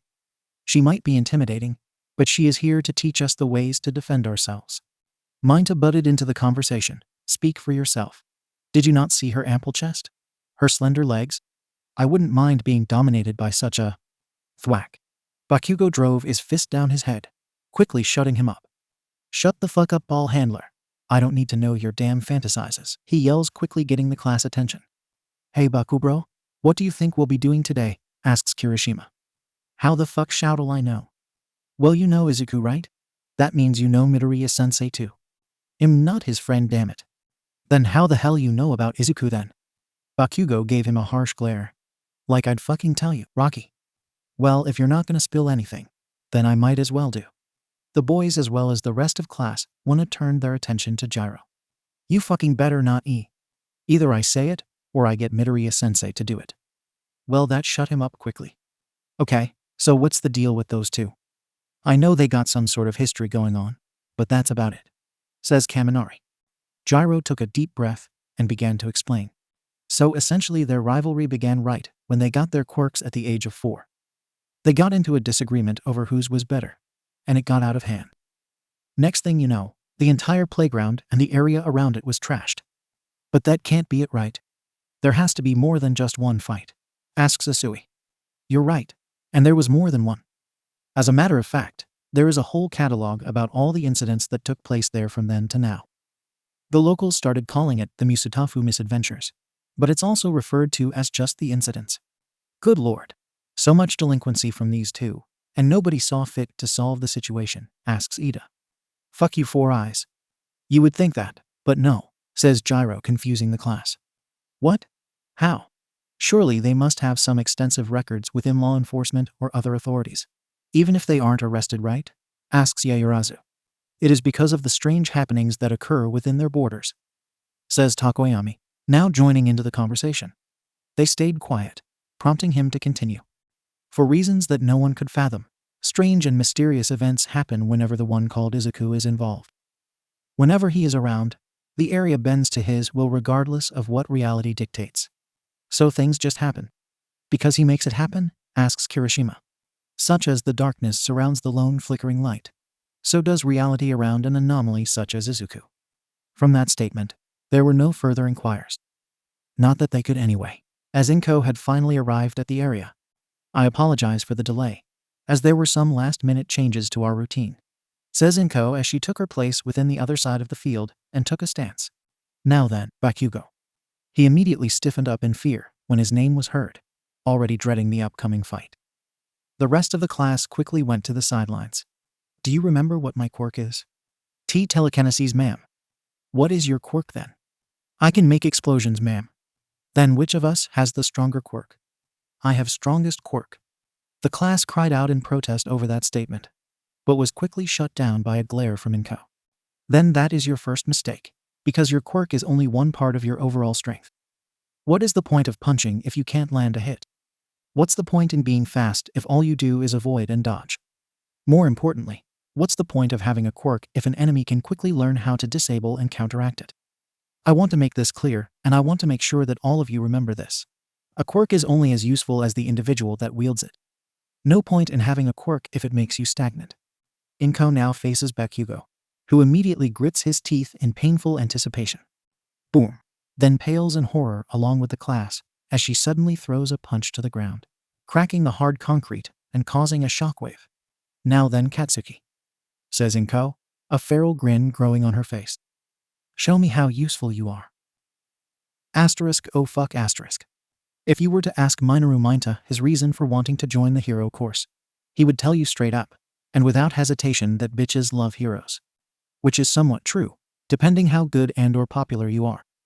Another thing that should be regarded as true is the fact that Mineta is neither good nor popular. As an example, Mount Lady is a competent hero and has nice assets that make her a nice hero. Midnight is a dom that even villains would want to be defeated by. Endeavor, even though he is a flaming bag of dicks, has women constantly wonder if he is actually able to light a fire in their belly, which is purely a metaphorical question and not a literal one, I promise. Mineta, however, does not possess those qualities. He is not ugly, mind you. While he doesn't have the jock bod nor the slender model type, he can still try to go for the asterisk aggressively sifts through papers asterisk. Well, he has something that doesn't make him completely hopeless. Unfortunately, he has the same popularity as the purple stuff you see in the fridge before you push it aside for the Sunny D. Regardless, none of that has stopped Mineta in his overall quest to become the most popular hero. Even with the disgusted glares, the deserved slander behind his back, and the circumstance of being shunned by the female populace, he still struggles forward to eventually become the hero they will crawl back to. This is his destiny, and nothing could ever change his mind. Absolutely nothing. Until he became a student at UA. Thwack. Mineta bounces across the concrete floor as another plan of attack failed, with Midoriya-sensei virtually untouched. You didn't think I would know about what you're planning, Mineta? He couldn't answer, the pain too great for him to allow it. You didn't think I would figure out what your game is, Mineta? Inko calmly walks over to him, the boy in question retreating back in kind as his self-preservation overrides his love of women. Crack. He suddenly stops as her fist cracks the floor again, right next to his pelvis. And you certainly didn't think that you would cop a feel with that last attack. Did you, Mineta? His stomach drops as his hidden motive was revealed. The disgust and exasperation of his classmates on the sidelines could not compare to the murderous glare in front of him. Well, if you're that desperate for attention. Her hand raised, an open palm ready to meet his cheek. Then I'll give you an experience you'll never forget. Ooh. Ooh, oh smack. Get it together, Mineta. Thwack. Stay with me, damn it. Now we find our elusive green-haired student in the infirmary, where we find him trying to knock some sense into a bed-ridden Mineta covered in bruises. No, it is not a metaphor. Wait ho asterisk slap. Asterisk Izu asterisk plap. Asterisk I'm go asterisk thwack. Asterisk I said I'm okay, damn it. Oh. Slap. Oh, what the hell was that for? Sorry, Fruity, had to get that last bit out. Says a grinning Izuku, looking anything but sorry. But glad to have you back from the dead. When they brought you in, I thought that someone let their intrusive thoughts win and try to juice you. Juice me? What the hell happened? Asked Mineta. Well, my mom sort of went a bit overboard with today's class, and had to bring a few of our classmates into the infirmary. That's where you are, by the way, so yeah. Okay, but where were you? We all got our asses kicked, and here you are playing doctor. Well, this is my mom we're talking about here. So she's not inclined to do any sparring with me soon, replies Izuku. Also, she already does enough damage with a frying pan. Asterisk shiver asterisk ugh. Be thankful you never have to worry about it. Oh, okay then. Alrighty then, time to take care of the next patient, says Izuku before darting off somewhere else. At that moment, Mineta finally takes notice of 3 other students that are in the infirmary with them, that being Bakugo, Todoroki, and Momo.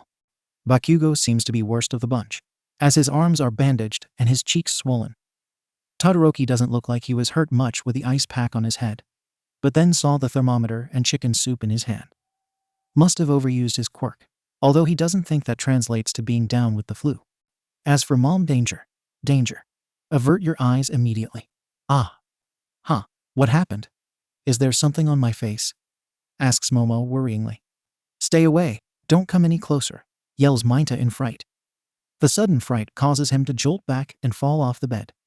What does that mean? Bakugo, Todoroki, is there something wrong with me? Todoroki looks at Momo, quietly scanning her form before shaking his head.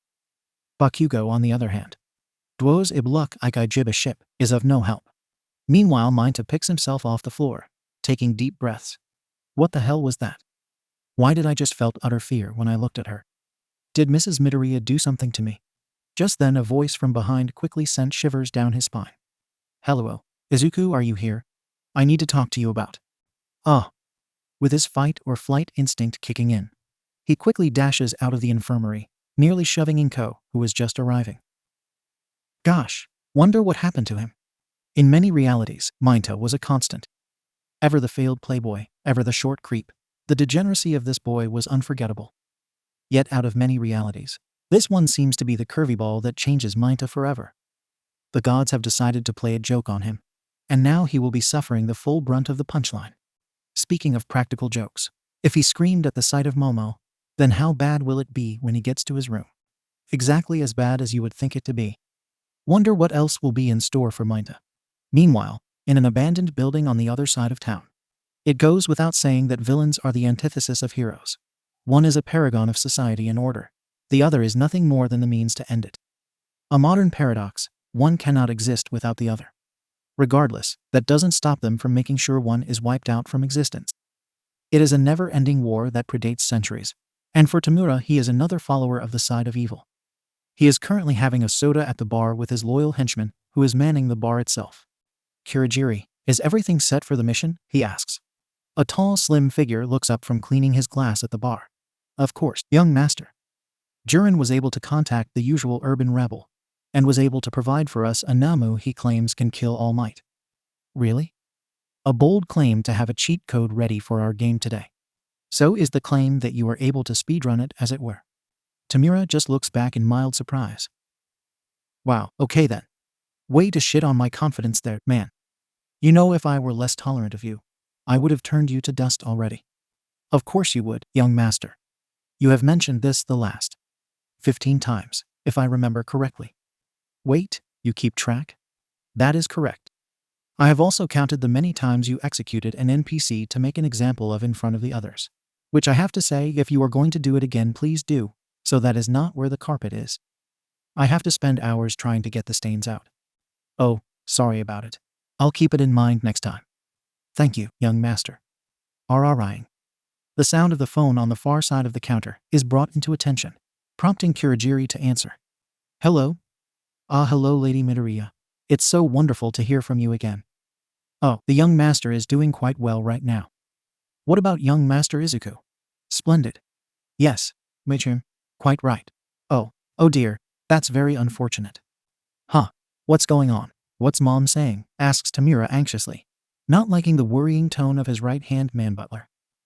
Young master, I'm sorry to say that the attack will have to be postponed until next week. What? He rushes over towards Kurogiri and snatches the phone from his hands. Mom, what happened? Are you all right? Everything is all right, sweetie, says Inko from the other side. I just got a little too excited today and well. They won't be able to attend the USJ this week. Moom. I thought you were going to take it easy today. I even got the special Namu and everything, whines Tamura. I know, I'm sorry. Ugh, can't recovery girl just heal them up again? Normally yes, but through some strange stroke of bad luck, she's out on vacation right now, so they got a replacement for now. And who the hell do they have as replacement? Mom, please don't tell me it's Izuku that's in charge of the infirmary. As if to confirm that statement, a sudden crash is heard from Inko's end. Kaminari, I need your hands. We need to revive Katsi Pustat. What the get the hell off me, Midoriya. But he's unconscious. That's because you keep fucking with the bed adjust remote. And when the hell is it a sin to make someone comfortable? Get over here. Hey wait, stop. Clear. App, crash. Gah. Am I gonna ill you fucking QAct? The next few minutes resulted in a cascading noise of punches and thrown objects, with a good amount of yelling from all sides. From Tamira's end, he can hear his mother trying to calm herself down. Well, they couldn't find any other alternative. Sure, there are other healing heroes, but either they're too far away to respond, or they just didn't respond after knowing where it is. What do you mean by that? You mean that they already know Izuku's there? You already know how word gets around when your brother's involved. So now they're most likely to stay like that at least until tomorrow. Okay. So if they are going to be okay tomorrow, then why have the trip next week? That doesn't make any sense. Oh well, that would be the principal's doing. What? Says Tamira. Yeah, well he already knows about me and your father, so he decided to ramp up security for the Ueseji, stating an anonymous call from someone. Tamira's face fell upon hearing that. ****. So then this whole thing was a bust from the beginning, huh? He says dejectedly. Inko did not like hearing her son like that. Oh Tom, don't be so sad. You'll get your chance, I promise. Besides, this just means that you get organize yourself a little better. And just what is that supposed to mean? I'll have you know that I have everything under control. If that's the case, what were you planning to do then? Because from what your father told me, and the list he gave me, that was supposed to be a secret. It's cute that you think you can hide stuff from me, but I digress. Tell your father I need to talk to him later. Anyways, from what I've gathered, you were just planning on getting a bunch of delinquents together and attack them head on with this Namu thing you got, without looking into what quirks they had, am I right? And no. Thank goodness that you didn't, because I would have had to do another lecture about proper operation planning. Why, yeah, of course. Good. Now I'll have to go now. The students are starting to get a little antsy, considering the fact that the fight has escalated to an all-out patient brawl between some of the students. That is a bit of an understatement. Uwak then, bye mom. Bye sweetie, I love you. Love you too mom. Heel right. I want everyone to calm the fuck down, no asterisk be up asterisk. Hearing that last sentence before the call cut off made Tamira shiver, knowing the times when she got mad at someone for whatever reason. Hanging up the phone, he went back to the bar to finish his soda. Alright, so US on to us. Everybody is virtually indisposed because of mom going overboard. And now I have to make phone calls to a bunch of criminals to let them know that the job's off for now. Just great. He says with no small hint of sarcasm. Technically you don't call them. Jiren does, young master. Don't be a smart ass right now. I'm really not in the mood. Understood, master. But I hope you are in the mood to speak to your father, as he's asking for you in the briefing room. Briefing room? You know that's just an oversized storage closet, right? Oh, so that plan wasn't just you trying to wing it. Okay, you know what? Touché and fuck you, says Tamira, ending the conversation. Gulping down the rest of his soda, he quickly excuses himself and heads over to the briefing room, where a large monitor resides, showing absolutely nothing at all apart from the weird sound waves it keep reading. Hey dad. You still trying to go for the whole mysterious benefactor thing? Son, I just spent a lot of money trying to get this set up. I had to get Kurogiri to distract your mother for me, so I can order this thing. So the very least thing you can do is play along. Very difficult to do that when you look like the bad Chinese knockoff of a MGS codec screen. Also, mom already knows and wants to talk to you after work. Wait, she knows already. Yep. Saifuukam definitely sleeping on the couch tonight. Yep, Suo, you wanted to talk to me about something. What? Do I need to have a reason to talk with my wonderful and evil son? I'm hurt. Dad, you only ever speak to me like this whenever you have another one of your be evil schemes. Hey, don't just pin this all on me, mister. Remember you said you were going to continue the family legacy. Well, yeah, but I thought it was for something else like taking up an instrument or running a business. You are running a business, and that business is crime. Now, where have I heard that before? Here's a hint, you're 12% British. Moving on. All for one clears his throat before moving on. Son, I know the Ust thing didn't really go exactly as planned, but there is still a way to salvage this. Okay? Look, right now they are diverting security for the Ust right. That means they are leaving areas of opportunity for us. Such as? Well, we have received reports that Ketsubutsu Academy is doing something similar at some stadium this week. So we'll go ahead and do it there instead. Ugh, might as well the wait you said Ketsubutsu Academy? Asked Tamira. Yes? Isn't that where Miss Joke works at? Yes, and we're not going after her class, right? What? No, we're going after the other class. I'm not stupid enough to go after your brother's tutor. And your mother would kill me if I did that to her drinking buddy. Oh, thank God. Okay, yeah, we can do this then. Good. I'll go ahead and have Jurin make a few calls, then have the nice doctor bring you the Namu when it's time. Asterisk, shiver, asterisk, ugh. Dad, do I have to meet him face to face? That guy really creeps me out. Yeah, I know. He really is creepy. I'll have Kirigiri make a portal to send him through. Thanks, Dad. You're the best. No problem, kiddo. Just get out there, and the best evil bastard you can be. Ha ha ha ha. Soon, the world will see the folly of heroes.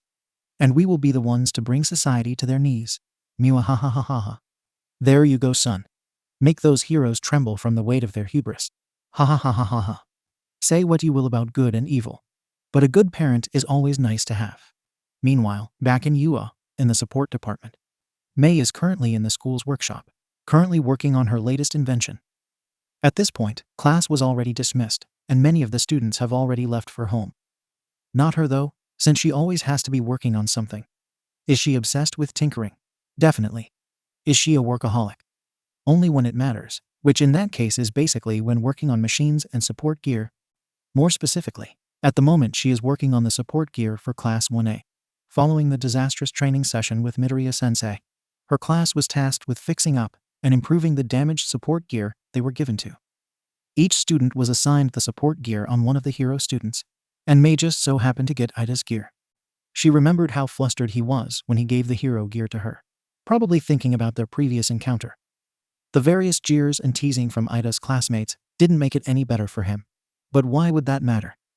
All she did was ask him if he would like to join her and add some input into making her babies. Oh, that's right. She was just talking about her inventions, although for her it felt wrong just saying it like that. Of course, people would get the wrong idea and immediately assume she would want to take him on top of the workbench table and make him rev it up until she screamed in absolute. In the end, I think I'll stop for today. Can't let my babies see me like this, she says as she carefully begins to put away the support gear she was working on. From there, she begins to put away her tools and clean her workstation. Not that she makes a habit out of it, because why make your bed if you're only going to make it messy again? But she really needs the distraction right now. However, a strong knock is heard from the large metal doors.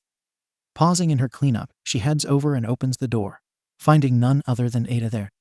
So much for a distraction. Oh, hey Quickie, what brings you over here? Oh, I did not expect to see you, Hatsune. I was just looking for Power Loader Sensei in regards to my support gear. Is he here right now? He asks, avoiding her gaze. Well, he's not here right now, but I can talk to you about it. He assigned me to work on fixing your gear, and I was just about to clean everything up for today, replies May, gesturing to the current mess at the moment. I see. Can I take a look at it? I understand you were just getting ready to leave, but sure. I'm more than happy to show my babies off when I can. Without further comment, she suddenly grabs Ida's hand and drags him to the workbench where she was working on his gear. Most of the mess has already been cleared, but some of his gear was still out on the table. May grabs on of the pieces and shows it to Ida for examination. So looking at these babies here, they might look like there wasn't much done at first glance, but I actually had to replace a good chunk of parts to these boots here. As a matter of fact, I was fighting tooth and nail just for these things to not die out on me. Well, yes, they were definitely worse for wear when I dropped them off here earlier. You see, we had hero training earlier and… Oh, now it all makes sense. You has that session with Izuku's mom, didn't you? Why, yes, of course, but, how do you know about Midoriya's mother? I know our schedule isn't exactly a secret, but I wasn't aware that everybody knew her already. Is she a hero of some sort? Huh. No, not really. I just know her because me and Izuku are good friends. He always helps me with my babies. He helps you.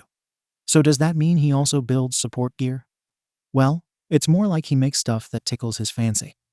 I remember one time he actually built a cat launcher because of some song he heard in Spanish. What? That's animal cruelty. How dare he make something like that, says Ida, his arms chopping the air in indignation. Don't get your lug nuts too tight, Quickie. The cats were actually having fun. They weren't in pain at all. Now that officer, in the other hand, assaulting a police officer too. I'm sorry, but I'm not sure how you can be friends with a delinquent like that. That did not get a good reaction with May, her face now bearing a scowl. And I don't know how you'll be able to get any friends if you keep acting like a stuck-up little prima donna. That caught Ida off guard, getting the wind knocked off his sails. Excuse me. Yeah, you heard me. I don't know where the hell you come from or who you are, and quite frankly, I don't care. If you are going to keep talking to me, I will ask you to put some respect on his name, delinquent or not. Am I clear? But am I clear? May stares at Ida for a full minute, its intensity not faltering in the slightest. Ida, for his part, took a moment to take a deep breath, as he realized his folly in this conversation. Sigh, I understand. I see I went a bit too far, and I do deeply apologize for that. Apology accepted. I know he's a bit out there sometimes, but he's a good guy. If anything, he's much better than many other people I've known. Of course, I can relate to that. I know I would absolutely be upset if someone were to be talking ill of my brother. And if anything, I think he would berate me for something like this. Hey, at least you have a brother. I'm an only child, so I've wondered what it's like to have a sibling. Well, as a younger sibling, you are not really missing much.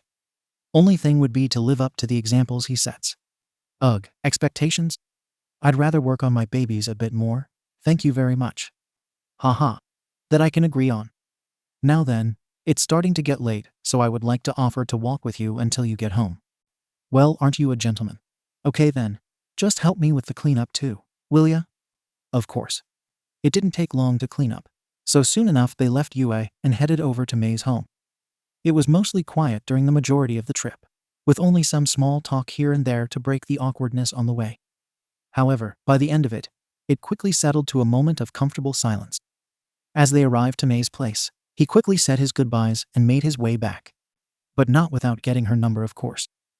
When he got back home, he went with his usual afternoon routine before bed. The only difference is, he decided to spend a little bit more time with his conversation with May. Isn't that precious? Meanwhile, at an unknown location, a little girl sits at a large desk, dressed up in a cute pink dress. At her desk sits a teacup playset, a stuffed bear, several pictures, and a map of the city where the Takoba National Stadium resides. As she is a child, she cannot smoke, so she is currently chewing on a carrot provided by one of her subordinates. About 10 of them are in front of her, giving her utmost attention. Eri gives them what was supposed to be a scary look, but in actuality is more like an over-exaggerated pout, which made her look cute. A little birdie says that the meanies are going to play here, she says as she points to the location of the stadium. I won't let them have fun. They hurt my mommy and daddy, and grandpa and Uncle Kai too. You are going to find them and hurt them too. Her subordinates simply nod in agreement, also wanting to hurt them for daring to come against the shy Hasakai. Eri then points to the photos, which are actually of the Midoriyas. More specifically, she points to the photo of one Tamura Midoriya. Find him. He will be in big trouble, and I want to punish him myself. Again, her subordinates nod silently. Ever since the death of their boss and his immediate family, along with the death of Kai, the organization had fallen from grace. Well, even more so than it did previously. It tore them that their only reason for being alive was gone, and were not sure where to go from there. However, the person who was the most was Eri herself. For a girl of only 6 years old, losing her family is something that would bring any other child nothing but despair and hopelessness. But not Eri. When she attended the funeral, she only felt one thing: anger. Anger at losing her family. Anger that she could do nothing about it. Anger that she was not able to be with them anymore. Most of all, she was angry at the one who did this to her. At this point, there was only one thing for her to do, and that was to let them know of her anger. I don't care who gets in the way. I don't care what happens. I just want to make them hurt. When you go there, make them hurt. And bring the crusty meanie to me. I won't hurt him myself. Do you understand? Yes, mistress. With that, it would be a fateful day at the stadium. Regardless of the outcome, the divergence has been made, and the die has been cast.